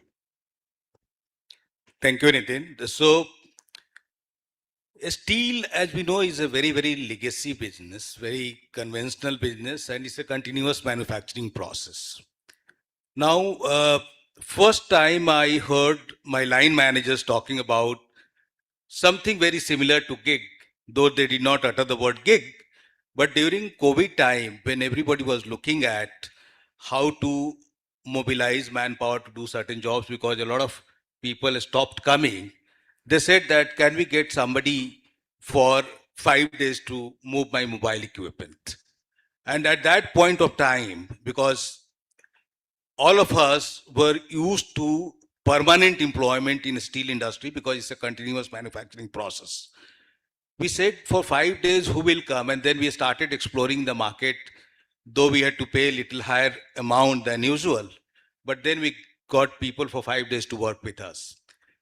After that, we started looking at processes where we deploy people on permanent nature, but they are not gainfully utilized 24/7 or 365 days a week, a year. So we said, can we look at in the steel plant which are the jobs which are not continuous and people are hired but they are not gainfully utilized there? And we started looking at all the jobs, and to your knowledge, we got substantial, at least 10 to 15% of the people who were not required to work 365 days a year. And then we started reskilling them. And a lot of jobs, when they started superannuating, because it's a very, very conventional industry, when they started superannuating, we started hiring people for short-term employment. And there we introduced, gig worker concept. In fact, automobile, is a very, very seasonal industry. And a lot of time, the sale demand will go up. So during festival time, the sale demand goes up. And during that time, we hire a lot of people who are, going to come and help us in assembly lines for a month or 2 months. Similarly, in the logistic and a lot of such function, we hire people for 2 months or 3 months. So in auto and steel industry, which is very cyclical, we have started experiencing gig. And if steel industry can experience gig, which has been very, very continuous process, I think any other manufacturing process can also experience gig, and gig is going to be the way of working in the organizations. Okay, now Satyam, I will come to you. And Satyam has requested me that I'm a gig worker, so please let me give a 15-second more to introduce myself. Okay, so Satyam, I have no question, but why you say that you are a gig worker? Yeah, firstly, I want to thanks Dr. Anurag, Bilkis, and the entire team. And when my name was being put up, I shot a question that I more come from a sales and marketing business background. The cross-functionally teams have been reporting into me. Will I be the odd one out? Then I got to know the topic, and then I got to know, yeah, I must be there. So I have been in FMCG companies like Marico, Dabur, and most importantly, when it talks about gig, a few years back, I used to head sales for Ola cabs. Yeah, so I'm going to add some masala to this. But most importantly, I'm going to wear a very different hat, if you guys allow me, which is the hat of a gig worker. And why do I say so? Because during my stint with Ola, there were 3 days where I've driven as a driver partner. Nobody from the company with me, and this was a mandate. What I would say, it was more driven by boardroom to understand the problems of the gig workers. But first and foremost, and pun intended, gig worker ka number end mein aata hai sabse pehle, right? Which is a very big dichotomy. Perhaps I could help highlight a few challenges which they face. how learning can help enable that. What are global standards? I mean, I leave it for you. Where do you want to take me from there? Okay. Now, Devi, you come from the health industry, right? Right now, from the health industry, right? Um, where you think, as Satyam said, that gig worker का number सबसे end में आता है. But if you look from the customer's perspective, gig workers are the front face. They are the face of the company. Absolutely. So they are the face of the company or the brand ambassador of the company, right? So how you see into this contradictory remark which has been made, controversial rather, right, which has been made, right? Because I am supporting the panel of the gig workers and the non-linear career, so I have to be promoter of them, right? So how you see his remark onto it? I think what Satyam has brought is a very realistic perspective because if I today see how the organizations are designed and the structure, unfortunately, the kind of benefits, the kind of perks that we are giving it to a corporate employee, we are not actually offering to the gig workers. Their health is getting compromised, even right from the compensation structure to all the benefits. I don't even see that we even consider them equal to a corporate employee. And that's the reality of our world. Probably people like us need to become a change agent and making sure that at least they are getting that equal treatment from the organization as well. As rightly mentioned, that they become the brand ambassador, they become the face of the company. But somewhere the change has to be start from us, and I take that responsibility for sure. Okay, so from the audience side, right, because they shared a lot of questions on my Google Sheet, right, and they asked me that in the today's scenario, we are talking about the wage code, lot of things, right? Now, how these gig workers who come for an short period to the long durations, right, assignments or the project, uh, within the various industries, whosoever would like to take this question can answer this. Uh, see, what are the compliances issues? What are the stabilities issues in terms of the financial stabilities? And you have also touched upon the areas of the hygiene and the well-being. How and where you see the future of these gig workers? So, let me tell you, in fact, gig word for the first time was formally recognized by the government of India in the Social Security Code of Social Security this time, right? Where they defined what is called gig.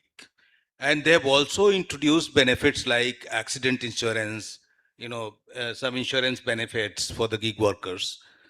Now, yes. So now for all these gig who are going to be working for at least for a year are going to get gratuity, right? And there is a PF for them. So some of these benefits have come, but these are not adequate. Now, look at gig workers who are going to work for, film industry, where I've seen in animated feature film, a pre-production guy works for 3 months, 4 months, and then after pre-production is over, he or she is jobless, right? Now, the biggest benefit that can be done by the industry and the government is to skill them, because they are completely deprived of skilling. Nobody cares for their skilling, right? Technological upgradation is going to happen and a lot of change taking place. We are talking about training to the employees, but where is training to the gig workers? Now, that is one of the biggest area. And if we talk about financial stability, if we are going to transition them, impart them new skills, I think that's going to give them a great financial stability. And second, I think we as an industry need to come together. There are a lot of e-commerce, quick commerce industry. There are a lot of, transporting agencies, service agency. A lot of people who are deploying gigs, if they can create a welfare trust kind of thing, right? We have PF trust for permanent employees, right? If gig workers are going to be clubbed with permanent employees, they will be lost in the crowd, right? If there can be a separate trust, like gig welfare trust, where we can govern their welfare benefits, that is really going to help. And this time the government has also allocated fund for training and reskilling. If part of that fund can be used for gig workers, I think that will be the biggest financial stability for them, and that's the welfare that we can all think of. So Mohit, let me come because now Vijay sir, this is going to be on your shoulder, not on my shoulder. You have given me the controversial question. So another day I have seen this news, right, that there are the lot of skill centers which were there in the market is just an eyewash. And who is making money, I don't know. And when we talk about from the corporate side also, let me sensibly put, we have a cost part to it. And when the technology is evolving every day, which skill will be there in the market and which will be reliable for my business, why I need to upskill someone on my call. So how you, Mohiji, look into, and then Satyam, you may add on this. Oh, that's a great question. Why do I need to look at the gig workforce? And when we're talking about the gig workforce, In terms of upskilling. yeah. So when you're talking about the gig workforce, we have to see the entire range which is available to us. So I have worked in IT, I have worked in telecom, and I'm working in manufacturing. So it is from the, say, bottom end support and maintenance to development to the IT consulting, say in the IT industry. That range is available in any industry. In manufacturing also, we have the contract workforce, we have people who are working as a specialist for a particular area, and the people who are working as a, say, working on the strategy consulting, strategic workforce planning. So these three segments have to be handled differently. It is not that one size fits all. And why should I do the upskilling from paying the cost for it? We have out of 55,000 workforce that we have, roughly 30,000 is gig. Right. Now, the customers, what they demand are certain standards on safety, certain standards on quality, certain understanding of digital world, right? Certain understanding of customer requirements. So it is in my interest that I equip my gig workforce at the, say, manufacturing contract labor level, right? Similarly, we have people who are specialists, from different countries, right, who are working with us, or the people who have retired. That is also a gig workforce, right? But is still working with us. So what is changing? Suppose we are making copper. What is changing in the copper technology? They have the process knowledge, but what is changing in technology? It's in my interest that they get uplifted. What is changing in my culture? What is changing in my safety norms? What is changing in my business system? It is in my interest that they get upskilled on that. Similarly, the people who are at the top end of that, it's very important for me. It's a preference for them. It's not a compulsion for them to work as a gig. It's very important for me to upskill them or educate them with respect to what is culturally fit over here. What's the strategic ask? What's the strategic direction? Right. It is in my interest to, if you call that training, uh, it's not training. It's like awareness, education, bringing them on board, and it has to be at the. It's not cost. It's partnership. So we can't be that much that this cost has to be borne by the gig worker, and this cost has to be borne by the organization. Once it's a partnership, respectful partnership, it's part of the game. Satyam, I just want you to add one more aspect to it. Uh, Even with the full employment workforce also, HR, usually companies also talk about the attrition rate, right? I don't know what is attrition is because I work on the open vacancy rate only. If my open vacancy rates are less than 3%, I'm okay with it, right? तो होता रहे 30%, 150 crore की population में if people are not finding the people, that's something which we need to understand. Do we understand people or not? Okay, so when this kind of scenarios comes in and the gig workforce skilling, and we don't know that what kind of a technology we are going to opt, what kind of government policies are going to be changed. Now the new policies which is going to implement in the automotive industry is going to be the cyber security as a BS6, right?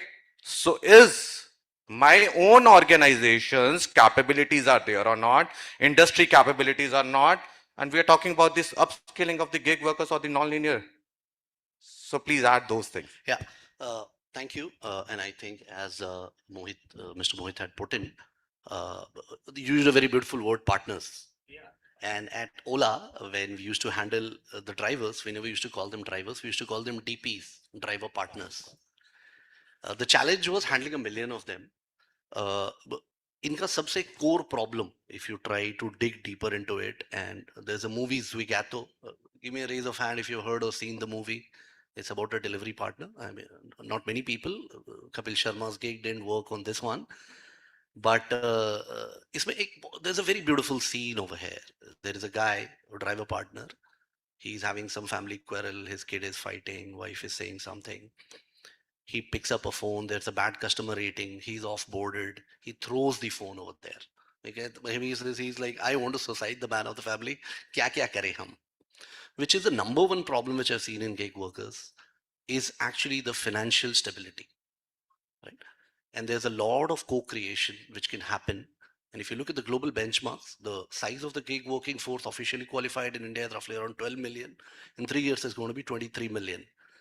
But the quality of earning which these people have, and when I drove as a driver for a day, I realized that if I have a leased car, and if I do roughly around 12 to 16 rides for the day, which means I'm working from 6 a.m. in the morning to at least 11 p.m. in the evening, looking at the traffic in the killer metros like Mumbai or Delhi, and then I get a bad rating, I end up earning anywhere between 1300 to 1400 after deducting my EMI for the car. I've not plugged in depreciation here. Now, when I was driving in London, and why I'm taking an example of London, because UK and Spain are the countries, if you have to study about gig force compliances, gig force standards, they're the benchmark. So what UK did, and we were talking to an Uber driver, he said that I earn anywhere around 200 pounds for the day. I was like, यार मुझे career start करने से पहले Uber driver बन के आना चाहिए था अगर I would have done something. So when I went deeper, we realized, if you remember a decade back, there was a rebel or sort of a protest of taxi drivers in Uber. The UK government pitched in. So the classic problem is, from the HR P&L's lens, if you plug them as an employee, your P&L will bleed. You keep them as a gig worker, they will obviously run sort of basic, and you don't fix the core problem, so you cannot begin on upskilling. Hence, they classified them somewhere in between. They called as workers, right? And then there's a different sort of law. You must read on this one, which takes care of their first basic need, which is जो मेहनत कर रहे हैं, उसके पैसे उतने मिल रहे, रोटी कपड़ा मकान. Second, when we talk about upskilling, now I will allow me to be a devil's advocate here. So we worked with a lot of teams, external, internal, and we gave it to the drivers. Now, the driver who earns 1300, 1400 per day, firstly, let me show what his attrition looks like. And on a normal, I'm sure, my team, let's say if it's working in an FMCG, if somebody leaves in 3 months, they'll be bothered. But platform switching, also you use that word, it shows this kind of a curve, right? Crest and trough, crest and trough. I'll elaborate a little. A guy starts in the morning. From 7 a.m. on a bike in a city like Bangalore, he'll start picking up rides. He'll drop you to your office. At 11 sharp, so your supply peak, right? And hence your demand will also peaking. Then suddenly you'll see your driver partners ही नहीं मिल रहे हैं 11 के बाद. What happens exactly is that they switch their platform. They just change their app, log out from an Ola and Uber, come to a Swiggy and a Zomato, they supply you lunch. Similar trend happens in the evening. Evening they switch back. So when this happens and they move across platforms, मुझे नहीं पता दूसरे उसको किस credibility पे onboard कर रहे हैं, and what is going to be his skill, what is going to be his standard. So I think the term skill passport, which came up and which we're discussing, it definitely needs to be both private and government partnership. So that's one of the things. Thirdly, what I would say, this we did in Paytm, understanding from the core problem, if you solve their upskilling through monetization, it really worked. So I'm giving you sharp practical things which work. Otherwise, they just take it like a learning module, they skip it. But I think that is the reason they are shifting from the Ola. They always keep the 3 apps: Rapido, Ola, Uber, whatsoever giving the best one. They pick that. Yes. Right. So I'm not in agreement with you, but I'm on a session chair. I'm not on a panelist, so I can't contradict. But I will move to the another question, Devi. I'll just take 30 seconds more. Okay. I am happy you're not in agreement. So that's exactly what I'm telling you. The moment you give them more money, they'll switch. They run for money. So if you have to upskill them, which is a core theme here, in a non-linear, and they are some of the most wonderful people, right? So if you want to upskill them, you'll have in a very gamified, or I should say, something which solve their root problem. Satyam, I think we need to discuss it, and Offline, we are seeing a lot of experienced guys here, and in my own experience, I have seen the workers which works for us in a continuous process industry or any of the industry, especially in the manufacturing industry. We have a mining season also, and we have a seasonal industry also. If you are paying the all social securities, all the up and down, all kind of facilities, but that seasonal industry pays you double the amount per day. And for a worker, that matters, right? So we will come to that psychology later on, but let's talk about the another psychology. When we talk about the non-linear careers, we talk about the gig workers, how we are going to handle the another concept which once upon a time was on the top priority, that's called moonlighting. What we are talking about and how it is correlated or contradictory, Devi, if you can put something on this, light on this. Today I'm here to learn. See, I think this entire moonlighting concept really came on the surface during the COVID time, right? Where right from the tech industry to the other folks, where we realized that okay, a person is doing two times job of providing their services to the other organization also. Uh, Reality is this: yes, today people want a double income sources. The jobs stability are not the concept anymore right now in the lives of the people. People get laid off over the email, so they definitely want a plan B in their life also. In West, there are a lot of companies who actually formalize the moonlighting as a concept in their employee handbooks, employee policies, and they have been okay with it. They are simply saying that you should not be giving your services to our competition, or you should not be doing it during our working hours or something around it.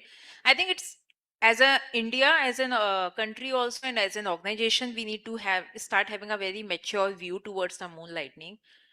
I don't see it as a problem as long as it is being done and there are proper guardrails around it. So anyone else has some other views on this or added views on this? Right? Gig workers and the moonlighting and the non-linear? I think so. I have seen a different, category of employment emerging in the organizations today, and that is consultants, right? So earlier we used to hire a person to retire at the age of superannuation. Today, when we are hiring a person at the age of 30 or 35, and he knows that he has got the skill which is employable in the market, has demand in the market, he comes and says that I'll work with you, but I would not like to be on the permanent roles of the company. Can you engage me as a consultant? So we said, what does it mean? So he says that it gives me flexibility to work with some other organizations. And if you are okay with it, then you hire me. Otherwise, I'm okay not getting this job.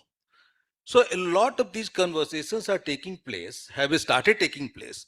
And moonlighting over a period of time, I think, is going to evolve more, and there is going to be more acceptance by the organizations.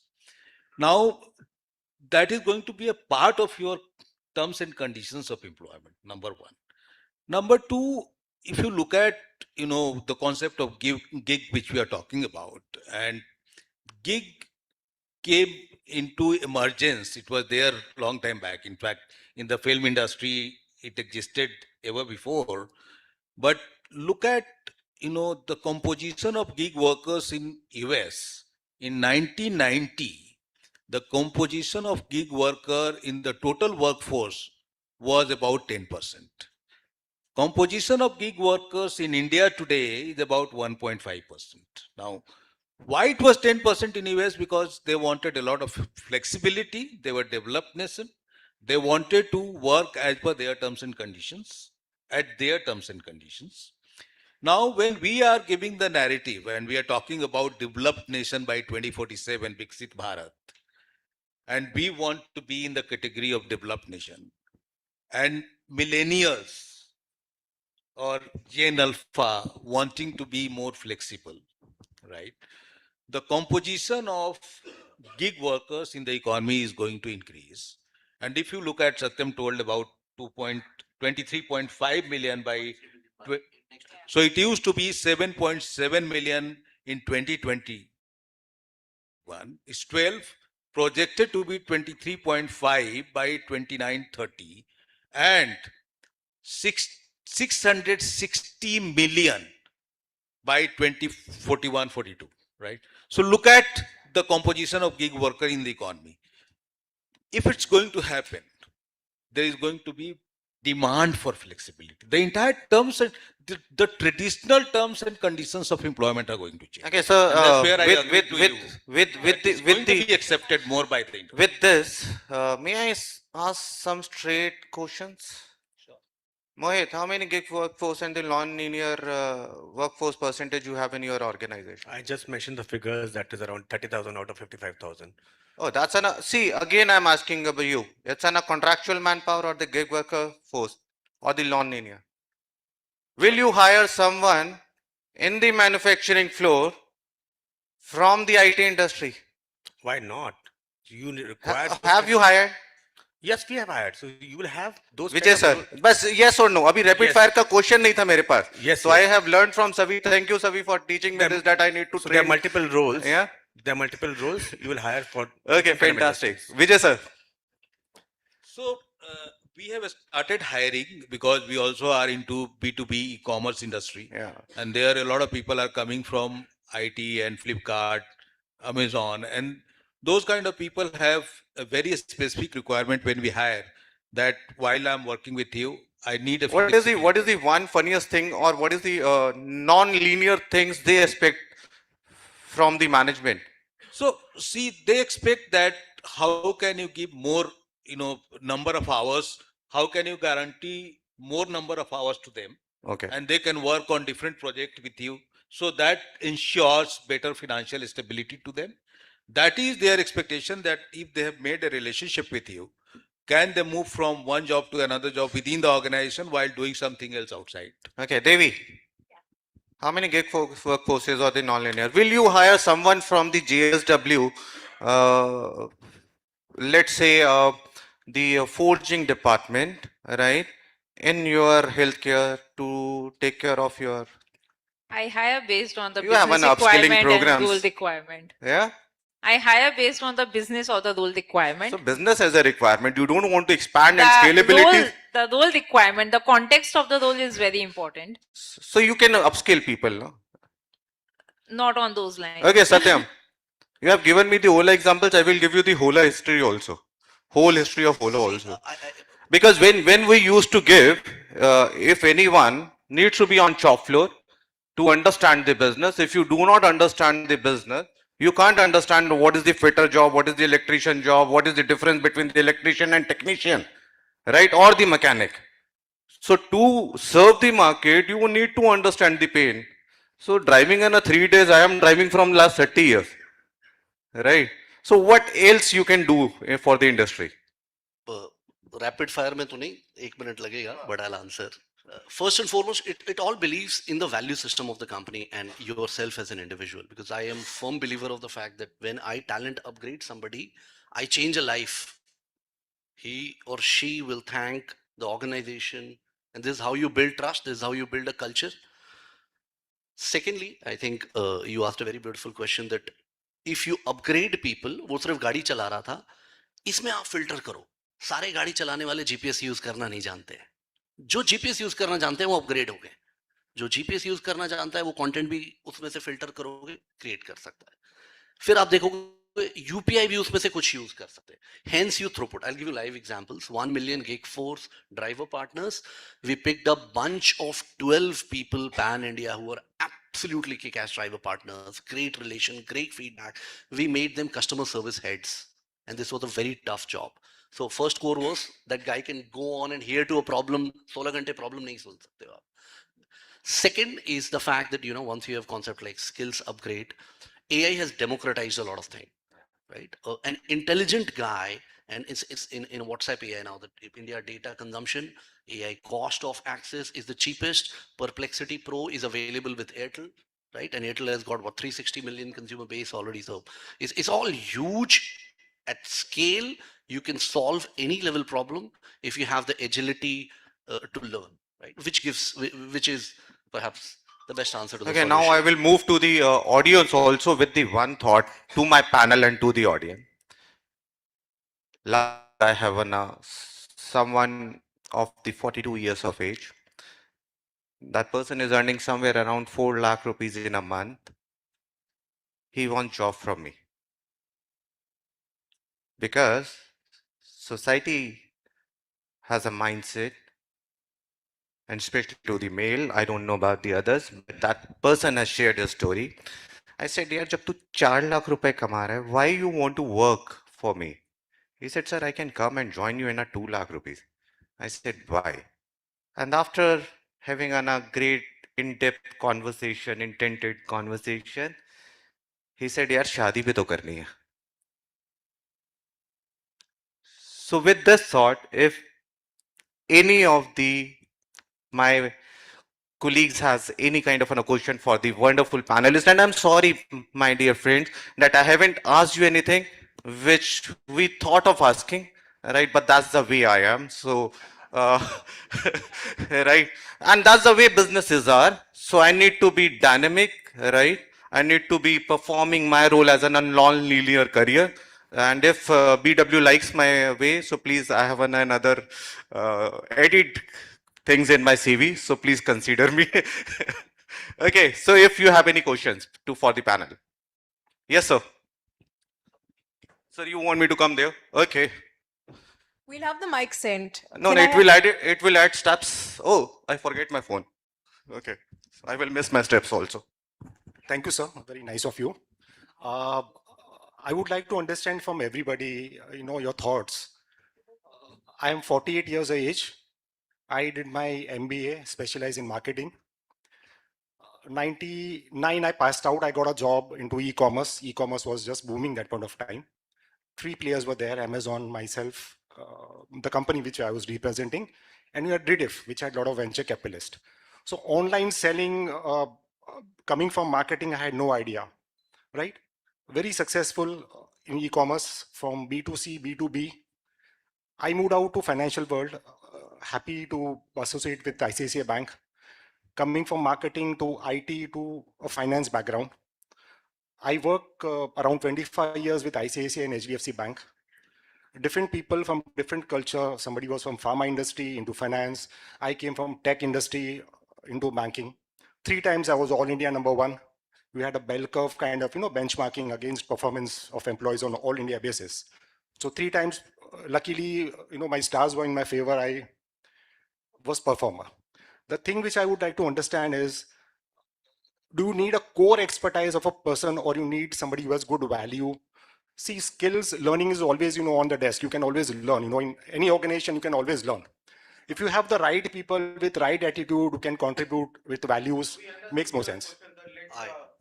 Firstly, I think it's great to have your credentials, and I'll attempt, मैं maybe कोशिश करूँ answer कर सकूँ, and I'll quote something, basically, is the fact.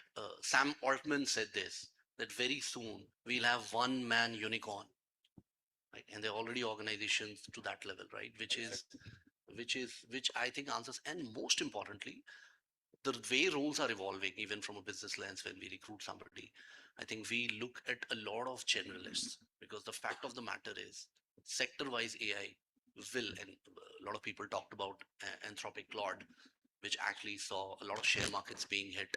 So you can actually upload your folder, it can optimize the routes for you, it can show you who's going to attrite basis certain data. You just need to give it access. It's like a live brain, right? Which was not being done by OpenAI agentic.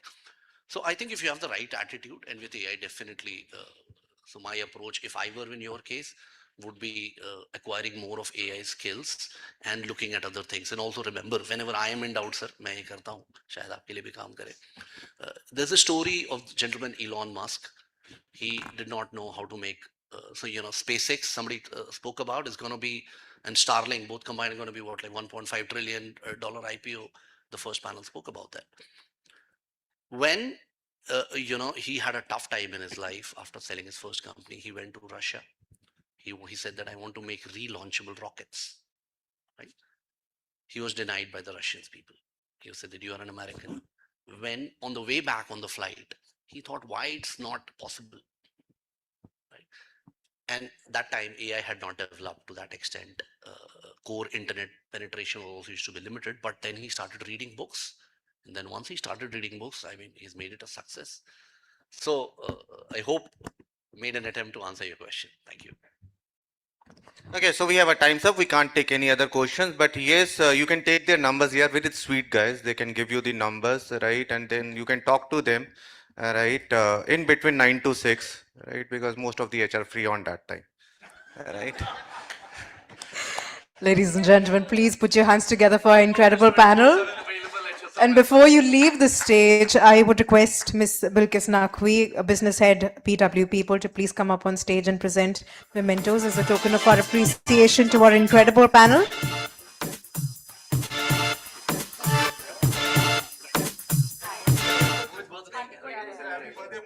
you. So we have a gig burger, so I can celebrate that thing with you, right? I will bring a cake for you as a gig burger. Pay me my delivery charge. Thank you. Thank you so much. Thank you so much. Can we have a group photo with all of our panelists, please, in front of the table? With your magazines, please. Ladies and gentlemen, a huge round of applause for our incredible panel. Thank you for sharing your valuable insights with all of us. Thank you. Let me once again remind our panelists to head to the media room outside for video bites. Thank you. Now, before I invite our next panel, I see a few people just merging into the wall behind. There are some empty seats right here. I'd request all of you to please come ahead and grab a seat. And now, ladies and gentlemen, we move on to the third panel discussion of the day, the topic for which is focus on learner-centric outcomes with collaboration and communication. Please allow me to welcome our esteemed panelists up on stage. Can we please put hands together for Mr. Nitin Kindria, CHRO Omega Siki, Ms. Spandan Dua, Head L&D, Alumnia Business, Vedanta Limited, Lanjigar. Ms. Priya Agarwal, Associate Vice President, L&D, Oberoi Group. Mr. Nikhil Bhojwani, Chief Learning Officer, Reliance Mumbai Metro 1. And this session is going to be chaired by Dr. Jagmohan Singh Rishi, Global Head HR and L&D, Wockhardt. A very warm welcome to our incredible panel, and now I'll hand over the further proceedings of this session to our chair, Dr. Jagmohan. Over to you, sir. Thank you very much. Good to be back on the stage. And very nice session, sir. I love the energy levels you have. But let me put you on the back straight away. I have some, straight away rapid fire questions. We start with rapid fire because we are sitting in between them and the lunch. So when the rapid fires are there, lunch is not remembered. So I have some statements. You have to complete those statements. Okay. So the statement is in line with the topic we have got, learner-centric outcomes with collaboration and communication. So my first statement goes to Priya.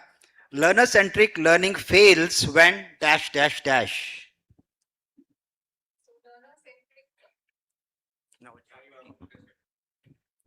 So learner-centric learning fails when it's implemented without a proper structure. Okay. So Nikhil, managers block learning when they? I think when they treat L&D as a repair shop for the problematic employees. Okay. So collaboration improves learning only if? It is based in a real life problem statement. It based on the? It is based on a real life problem statement. Okay. So Nitin, the most overrated L&D metric is? Me. You are a metric. Because you're always asking me, right? So don't ask me, ask business. So let me ask a general question to everybody. You can answer this. If learners are honest, they would say dash about the programs. I'm doing this only to get done of the reminder emails.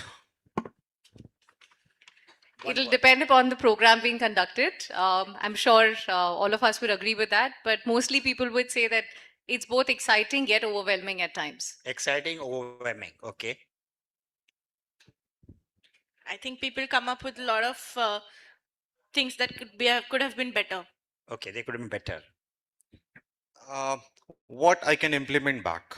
What I can implement. That's a very positive way of mentioning according to. Thank you. So we start with the questions, and thank you very much for getting the attention of all the audience. There is pin drop silence now. Let me start with Priya. Priya, there's a question which says that everyone talks about moving from standardized programs to competency-based learning. What is the hardest part of making the shift in reality, not the theory?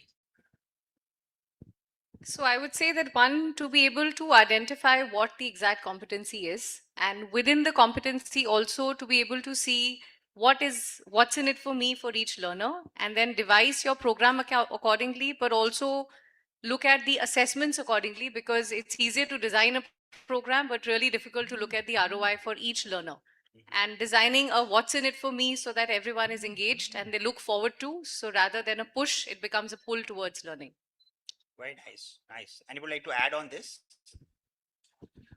So I think when you talk about the competences, it's the organization competences, and it only get completed if it has a sub competences attached to it, because you can't attack the competence directly. You need to see that if the result orientation is one of the competences which I see into my employees, in my all stakeholders, right? Either it's a shop floor or a dealer technician, then what kind of a subset of competences he has to deliver. If we are working on that, competences will work. Thank you, Nitin. Nikhil, how do you ensure competency frameworks translate into on-the-job performance rather than just on the paper? Yeah, I think that's a very interesting question for everyone to think about. You know, as someone who's dealt with a lot of ADCs, I would say having competency frameworks in place and just on paper doesn't make any sense unless you actually move it from having it on paper to an operational simulation. Right? We all talk about simulations, role plays, in basket exercises, etc. So only when you have it as a proper simulation, when you execute that simulation and when you see the behaviors coming out, then it makes sense, you know, because otherwise it's just off the board and on paper, and it would absolutely be nowhere. Okay. Any used case you have experienced it or something? So, when it comes to an ADC, there was one client which I worked with, which had a good 64 competencies with sub competencies, and this was set by a German person. So I'm not going to give you the name, but you can guess, right? So you know, when you apply this center with their people, with their sales managers or with their service managers, as soon as you have a simulation, as soon as you have a behavior which is not coming out very effectively, over and over a period of time, you tend to go ahead and delete that particular behavior, subcompetency or competency. So if it is not executable, if it is not visible consistently, if it is not visible with one or two people, then you may understand that this person is not able to demonstrate that behavior, right? However, it is not visible consistently, then there's something wrong. You're just putting it on paper and it's something that cannot be executed daily. So that's what I would say. Thank you. So Spandan, you have a question with respect to AI and LXPs. They say that they are enabling personalization. How do you avoid, you know, overwhelming the learners and the choice while keeping the learning relevant accordingly? So I think the one thing that we're seeing with AI and LX personalization is the Netflix problem. There are too many recommendations. You get really confused. And so I think one of the ways to tackle that would be to put in role-based recommendations. So if I am at a certain role today, what role do I aspire to be in the next 6 months, 1 year, 5 years down the line? And so what should the learning journey be? Let AI personalize that for me. Who are the people who've come before me, who've been on that same journey? What were the courses that they've done, or what skills have they picked up? That is one way of doing that. Interesting, interesting. So Nitinji, a question for you that what is the skill gap analysis revealed about the your workforce and that generally change your design of the learning journeys? Okay. So you have asked me a very technical questions right now. Yes. So I will answer it technically now. Yes, sir. Okay. So now we have an IoT systems which is placed in our vehicle. Now this IoT systems is nothing but the giving you the real time informations.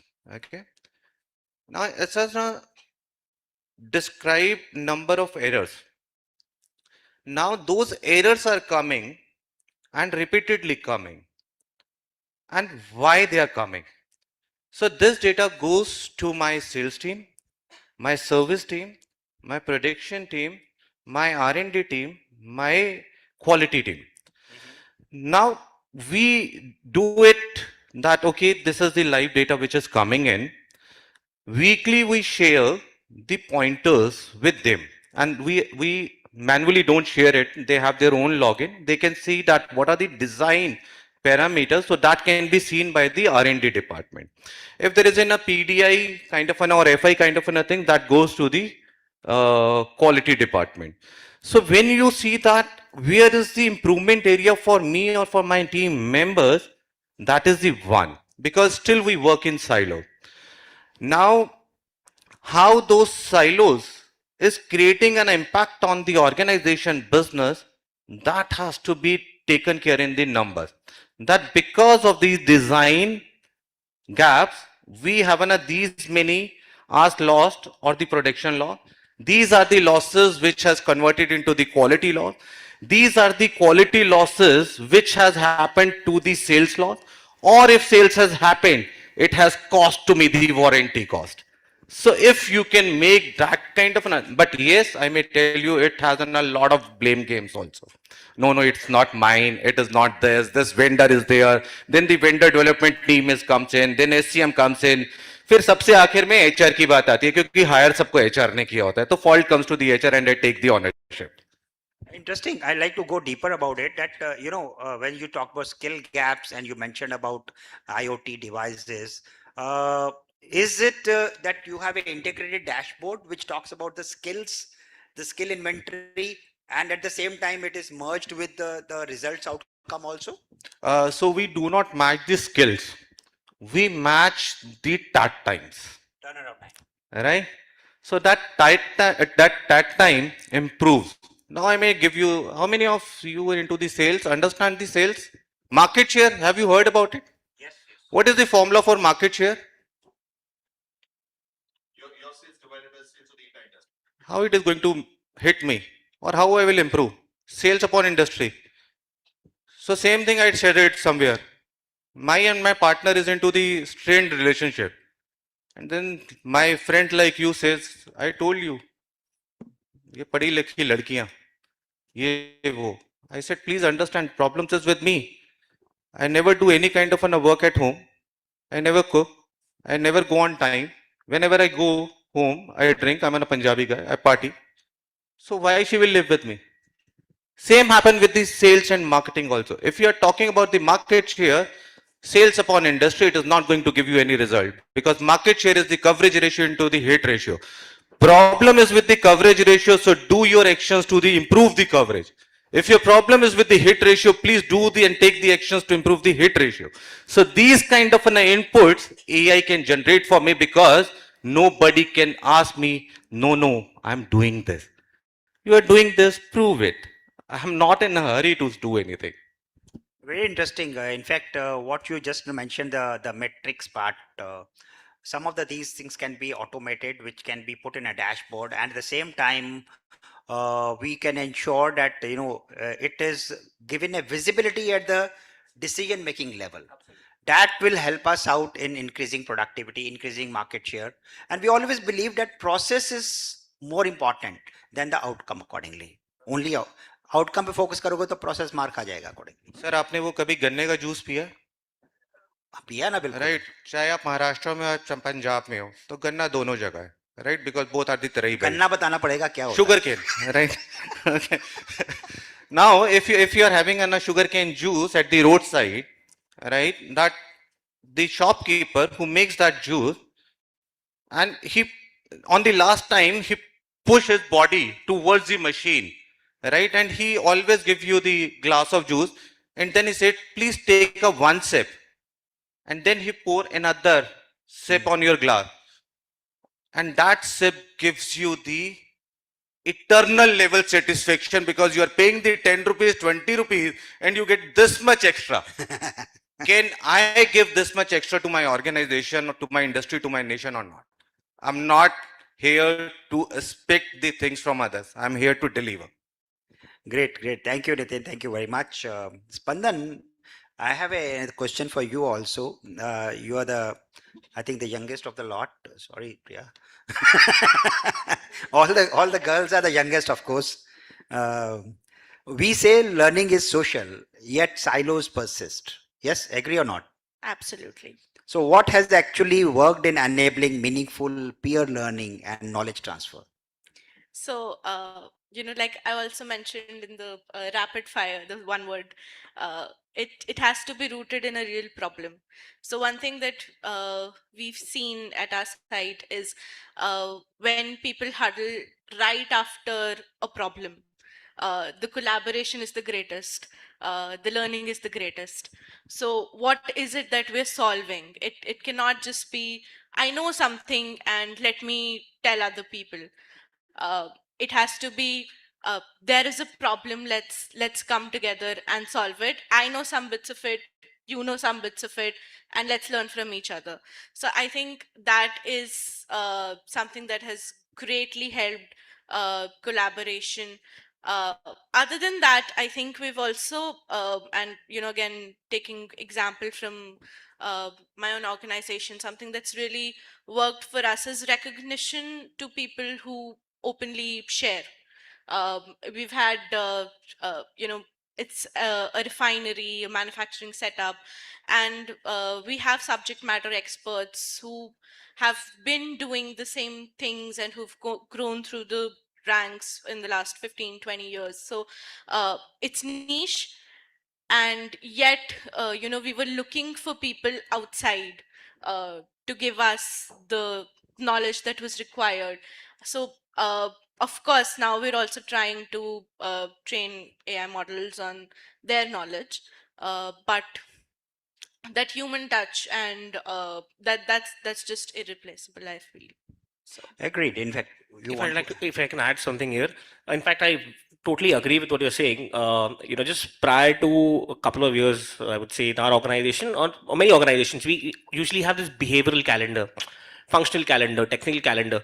But with this, there was a slight change in the mindset. We thought of having a knowledge sharing calendar. And when doing a TNA, we actually involved all the managers, HODs, in order to come up and say what is it that they can transfer. What sort of knowledge can they transfer? Because when we have internally competent people, I think you don't need to really look outside. So yeah, our knowledge sharing calendar worked well for us. Knowledge sharing calendar is a very good idea, definitely. And again, my chairman always says that, whatever you do, don't make it routine. After 3 months, it becomes a bubble gum. 6 months, it becomes something else. So make sure that you keep on adding some or the other creativity, innovation into that. When you're talking about Spandan, I was remembering the movie Chak De, You remember that how the socially so siloed mentality of the players, they all came together when there was a challenge. And when there is a challenge in the organization or department, that's the time the bonding takes place. So as a leader, an L&D leader or a business leader, we should always be giving some kind of challenges which can be internally focused or externally focused. जहाँ threatening हो जाए थोड़ा बहुत, तो learning automatically self learning हो जाएगा. Absolutely. What do you say, Priya? So, whilst I agree to what you're saying, I would also just add a point here to say that, the learner of today does not work with threat. So, you need to have a lot of buy-in. We need to create that ownership from them because it's a very mixed world, and we were having these conversations, during the breaks and with other people as well. We are in a situation where we have the extreme learned, we have the middle managers, and then we have, what's the new on the block. So if you come from a place of threat alone, it will not work because the generation today, of course, is much smarter, and they'll say, hey, I know what you're up to and what you're wanting me to do. Okay. And that's true because sometimes, it's a fact that they can also say it to our faces today. So we have to be cognizant of the fact that they bring in a lot of smartness and intelligence too, which we cannot, disregard. At the same time, they bring in a lot of, they understand that we bring in experience, which also cannot be disregarded. So to go hand in hand, I think this methodology of, what we used to call the carrot and the stick, I think it's kind of passe now, but what really works is when you believe in the learning your own self, lead by example, they see you, they know there is a path to growth, and that's when, they get excited to learn as well. Okay. So I just might value clarify, it is not about threatening, giving threatening, but what I meant was that when there is a threat to my existence, people evolve and they start learning themselves. They find out ways. That is what, for example, nationalism works on that only. If there is an attack from a foreign country on us, we start bonding together. That is exactly what I meant. Even Darwin's principle. Darwin's principle.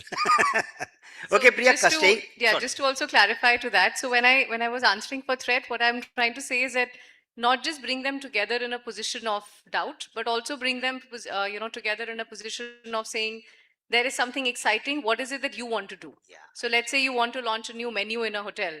Now, rather than only going to the experienced people saying you design, bring it to them to say, this is something new. Would you like to add? And you will see them coming together and the learning also happening. Staying with you only, Priya, how do you activate technically strong managers? Because this is a fact that if you have a strong leader and manager, you will have a good team down the line also. So who may not set themselves as coaches to support sustained behavior? Basically, a strong manager. How do you ensure that kind of thing? So there are many factors to this. So one, it has to be a part of their own KPIs. So they understand that their being technically strong is what the department looks forward to. They also understand that what they do is also based on the growth of the other people. So it's not to say that, I, me, myself, and, as a good manager, you cannot have that attitude. To also see that what you are doing technically has to be given, like we were using examples of knowledge sharing. So it has to be given down to, your employees, and you kind of learn in the business as well. So you share knowledge, you learn from your superiors, and you also learn from the team that you're working with. As far as coaching is concerned, I think one shift which is already happening, and to kind of all of us to also see, is that earlier there were times when, managers would think that my job is only to manage the shop floor and, just make the business, etc. And training is only L&D responsibility or an HR function. I think today it's becoming more and more evident where operational managers are also understanding that training is a normal part of my job. It is not something I do extra. It is for me to do well in my own department. I will have to invest that time and effort. Staying on the same question, since you mentioned about coaching, being a coach, I am interested to know, coaching is relevant at what level do you think in the organization? Junior, middle, senior? I mean, typically executive coaching, we call it, ICF level kind of thing. Right. So I would say the executive coaching per se, in my opinion, that's relevant at a level where the person is moving from a mid management to a senior management, and essentially moving from a doing role to an executing role. Because I think that shift is where the major gap lies.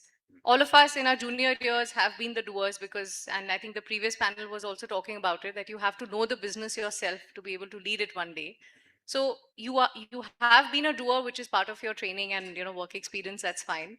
But to move ahead, to understand how do I now start executing or managing my people. That's where I think the executive coaching kind of starts to build in. However, most effective again at a stage where the person is able to think for their own self. Because what coaching really would do is, and like, I mean, all of us understand the ICF model, etc., is to say that it's not going to give you answers. The answers come from you only. It's just a thought process change, and it really enables you to think beyond what you would have thought on your own. However, just to add on, and sorry if it's taking time, but I think coaching is also important at a level to, in a different format for a new joinee. So, for example, in our organization, we have something called as a buddy program, which is not something new. I mean, a lot of people also do it, but it's a different form of that exercise. Just a friend at work. For me to get comfortable, then you move on to a mentoring level, you move on to a final coaching level, which is the ICF model, etc. But that may be a mentor buddy kind of thing. Yes. That's not coaching, Yeah, but that's that's just a mentor way to buddy. settle down better into the job role. It's a general question to anyone who can answer. How is AI impacting the coaching processes? Has anybody explored it?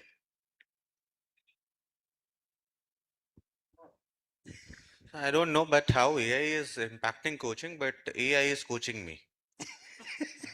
Is it coaching you or mentoring you? Coaching me also, because it's again, and one of the, I learn a lot from the everyone, right? And the only thing which I have is my learning quotient, right? Uh, Now I may tell you, I met one of the person who said that AI is nothing, how strong you are into the prompt engineering, right?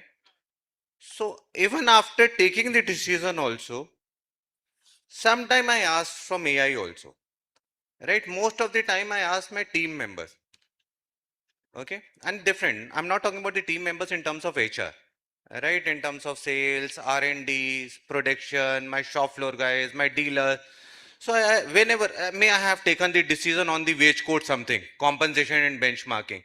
But in a different storytelling, I may ask my dealer and dealer team, right, that how it is impacting these kind of things. What is your idea? Because the third eye is the real eye which gives you the. So sometimes you need to know that what kind of a prompt you need to make, but yes, it helps. It helps. So if I could, please. Yeah, talking of prompt engineering, I would say, I mean, I've conducted more than 25 sessions on AI. I'm an AI trainer. Talking of prompt engineering no longer is as a heavy word as it used to be. There's something called as a magical wand, where you ask the AI to create a prompt for an AI tool. Right? If you're using Gemini, if you're using ChatGPT, you ask ChatGPT to create a prompt for you, and that's it. It's as easy as that. So the entire RSTO methodology, the PROMPT prompt engineering methodology, all those are now useless. So I mean, that really works. So that is one thing. And the other thing I wanted to add is, AI can augment your ability. However, when it comes to coaching or dealing with people, basis the research, there have been top three things.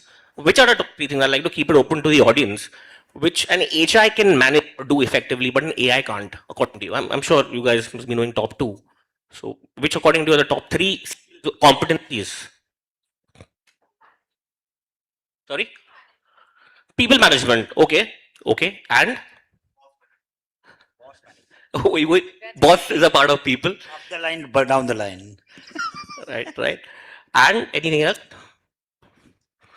Okay, so I'll quickly conclude. I'll say leadership, empathy, and ethical judgment. Yeah, basically, so these are the top three qualities that an HI has and AI doesn't. So if you're dealing with a person who is sitting, in a room crying for his promotion because he's inefficient and is occupying the chair for 15 years, not improving his competencies, an AI can't deal with that person. It is you as a human who requires those three skills who can effectively deal with such a person and still motivate him or her to do better.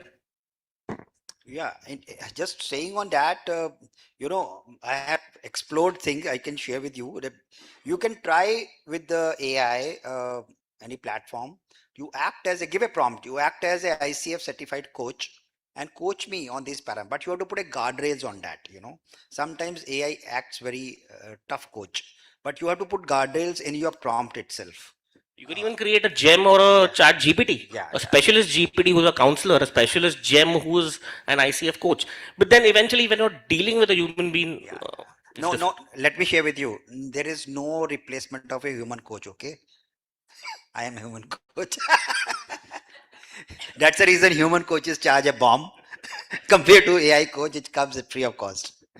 Let me stick to the questions. I think Priya answered this question about technically strong managers. Nikhil, they say that, managers play a big role, very critical role in learning transfer.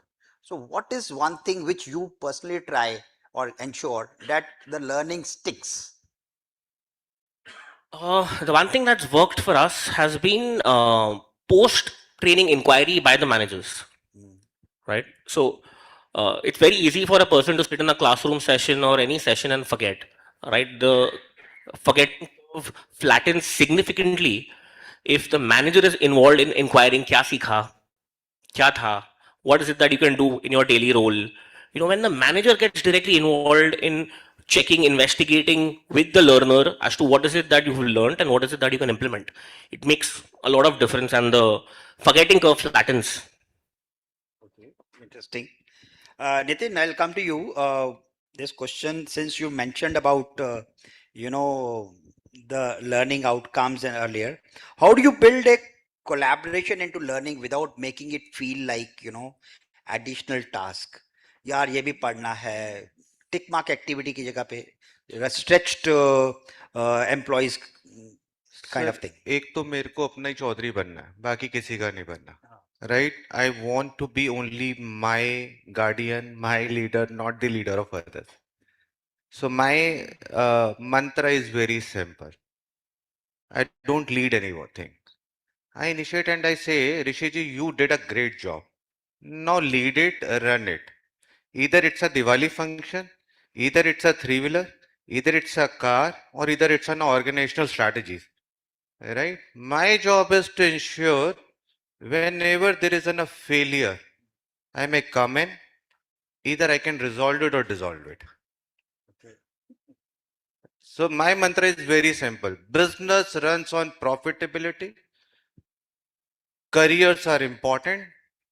And am I making my business towards that or not, where my or your kids are ready to join? If it is happening, I'm making the business. I'm not in any kind of businesses which is into the valuation game. I bring in value to the table. If you value me, you will get the value. If you don't value me, don't expect the value. आऊंगा 2 time punch, 1 time lunch. That's enough for me. Crunch. Right? वो एक कहावत है ना, पंच मंच lunch और फिर पंच. So if you need value, sir, you need to give value to the people, right? They are the one who are. I don't run any of the HR initiative. All initiatives are the business initiative, stakeholder initiative. If they feel worth in it, run it. I'm not here to make everyone to, oh, please do this. That's not my job. It's interesting, sir. It's too good to be true. जो आप बोल रहे हो, but it's very good, right? It's a definitely. Sir मैं सुबह से यहाँ बैठा हूँ, राइट? कोई फोन नहीं आया, कोई मेल नहीं आया, और मेरी टीम भी यही शो देख रही है. बिल्किस जी ने शायद लिंक भेजा होगा, right? So let them enjoy, let them fail. Good. Right? You're reminding me of a song which used to sing in Doordarshan. मिले सुर मेरा तुम्हारा, तो सुर बने हमारा. सुना होगा ना आपने? I may tell you, we have run the thank you card where people are going on the AI and the digital platforms. We gone back to the hardcore card kind of a thing, where I may tell you, we have a plant in Pune where my workers are given the thank you card to my chairman, and he has framed it. So you need to talk about the core values, or you live by the core values. That kind of hardships you need to put in the system. One word which is coming very closely to this, what you're saying, is psychological safety. That is something which is very crucial, and creating a culture of psychological safety in the era of learning, collaboration, competition and performance. Sir, ये collaboration लिखा है, किसके साथ करनी है? With whom we need to do collaboration? Give me the answer. profits, a beta, and a beta positive, a beta negatives are not going to work. A beta margins were going to work. If your beta margins are there, profits are bound to be there. If your intent and content is going to be there, that is collaboration. अगर profits के साथ नहीं है, जिस मर्जी के साथ कर लो. Absolutely. So that's the way you need to see. Communication किसके साथ करना है? Stakeholder. You need to talk to your government also. You need to talk to your policies also. The government policies and HR policies and business policies has to communicate with each other. If I do not understand that what is the EV policy, what kind of a subsidy the 11-ton truck gets or the 7-ton truck tag, how I am hiring people? I'm not on a STEM. यार मेरे को higher करना है, क्यों करना है? What is the market share in the AP? What is if I give you the one more manpower? What will be the increase in the market share? So that kind of a communication we need to make it to make whatever the outcome centric organization. I totally agree that business outcomes like EBITDA, NPA, these are the aspects which are very, very crucial for the L&D HR professionals to understand, and that's the reason they can make an impact. In fact, I don't want to touch the honestness that labor cost, which are these days impacting, which is being discussed a lot. Maybe we can have a discussion over lunch. My question to, I think we are left with 2 minutes. Maybe have a one bit answer from all of you. Can you share an example where a better communication, collaboration around learning directly led to a business impact? Very small, brief answer, sir. So I have an Yeah. example to share in this. Yeah. So in hotels, we go by what is called the LQA audits as well as the NPS score. So in terms of, and picking on from what Nikhil also said, so when we designed a program last year, it was to say that let's look at what our guests are saying, because that's, you know, the mantra to say that guest is everything and we're doing everything for them. When we designed the program, we looked at both the stakeholders, so the business, of course, with the design itself and better collaboration and communication to everybody, we realized that our LQA scores went up and the NPS scores also went up. Wow. Which is a direct impact, which also leads to the profits, like we're saying. And that's the other question that we were also taking from, to say that training man hours is not only, you know, the metric or a metric which needs to be there, but not just looked at in isolation. You need to look at your business metrics as well. Absolutely. As to how they are evolving, and, you know, with what you're doing, the proof of the pudding, like we say, is in the real business metric being moved in the right direction. Right. Thank you, Priya. Anybody else? I think communication at every level, and you mentioned this, and we spoke about coaching being effective at what level. I would say almost at every level. You know, if you're a sales manager, you're probably good at people management in addition to just sales. And if you're a sales executive, you're maybe good at numbers, right? But communication and collaboration at every level, respecting the opposite person's strengths and helping them overcome their areas of improvement or places which they can develop through an IDP or something. I think that sort of transparent, open communication, discussing challenges and addressing those significantly impacts, you know, the numbers by the end of it, and even the sales cycle, the turnaround time. Great. Thank you. Spandan? So I think one example that I'd like to take is of reverse mentoring. That's something we've introduced in the last 2 years. We have a very young workforce, an average age of 29 years. We have young people driving uh, every aspect of the business operations, maintenance, the business side. And I think with that, the communication and the right kind of communication has really helped us bring in productivity and expand scales. So that, and while it is, you know, we're talking about learning and development. So I think introducing a bit of empathy into the communication is going to go a long way in collaborating with the multi-generational workforce. Thank you. Thank you very much. So Nitin ji, आपने तो बोल ही दिया था. आप मेरे को बोलिए. एक चीज आपको बतानी पड़ेगी लेकिन सबके लिए कि because we are living in the world of data and social media, okay, manipulative communication will never succeed the authentic communication. Yes. Absolutely. Manipulative communication will never succeed. Okay, since we are time is up, I'm not going to ask a quick fire with them, but let me ask the audience. So I'll start it with a one word kind of finishing the sentence. So since some of you may be, glucose levels will be down. So I'm going to read this one word, few words, and you can complete it. Learning today feels like, acha, the innovative answer will definitely be rewarded by Bilkis by giving additional sweets in the lunch. Okay. Learning today feels like, louder. Learning today feels like, louder. Isolated. Okay. AI powered. Okay. Manager communication today is dash dash dash. Manipulated. Or yet to happen. Yet to happen. It is open for this side also. Sorry. And collaboration in organization is mandatory, difficult. Okay, this is all hide and seek. In very innovative. You get additional. Or it's a business world. Business. It's a business world conference. Business going. Okay. Okay. AI in L&D makes you feel scared, lost, empowered, Curious. See, very optimistic. And curious. Curious. Curious. Augmented. Augmented. Okay. The last. Future of learning is. Time is up.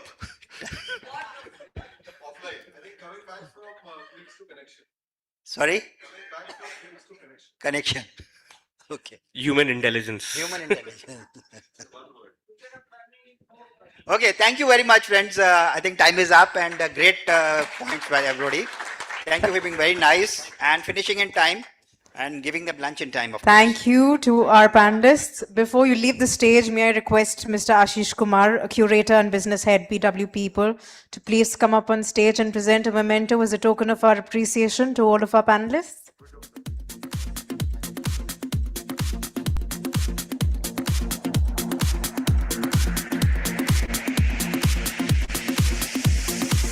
Once again, reminding our panelists to head to the media room outside for video bites post your session.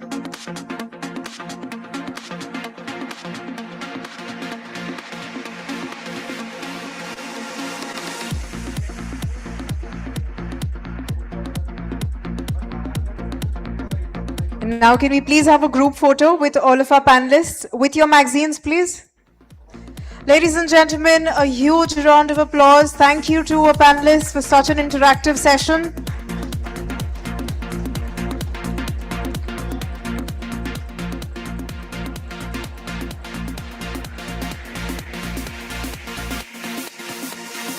Thank you. Ladies and gentlemen, conversations will continue over lunch, for which we are breaking now. We will resume our next session at 2 p.m. sharp. Enjoy your lunch. See you post the break.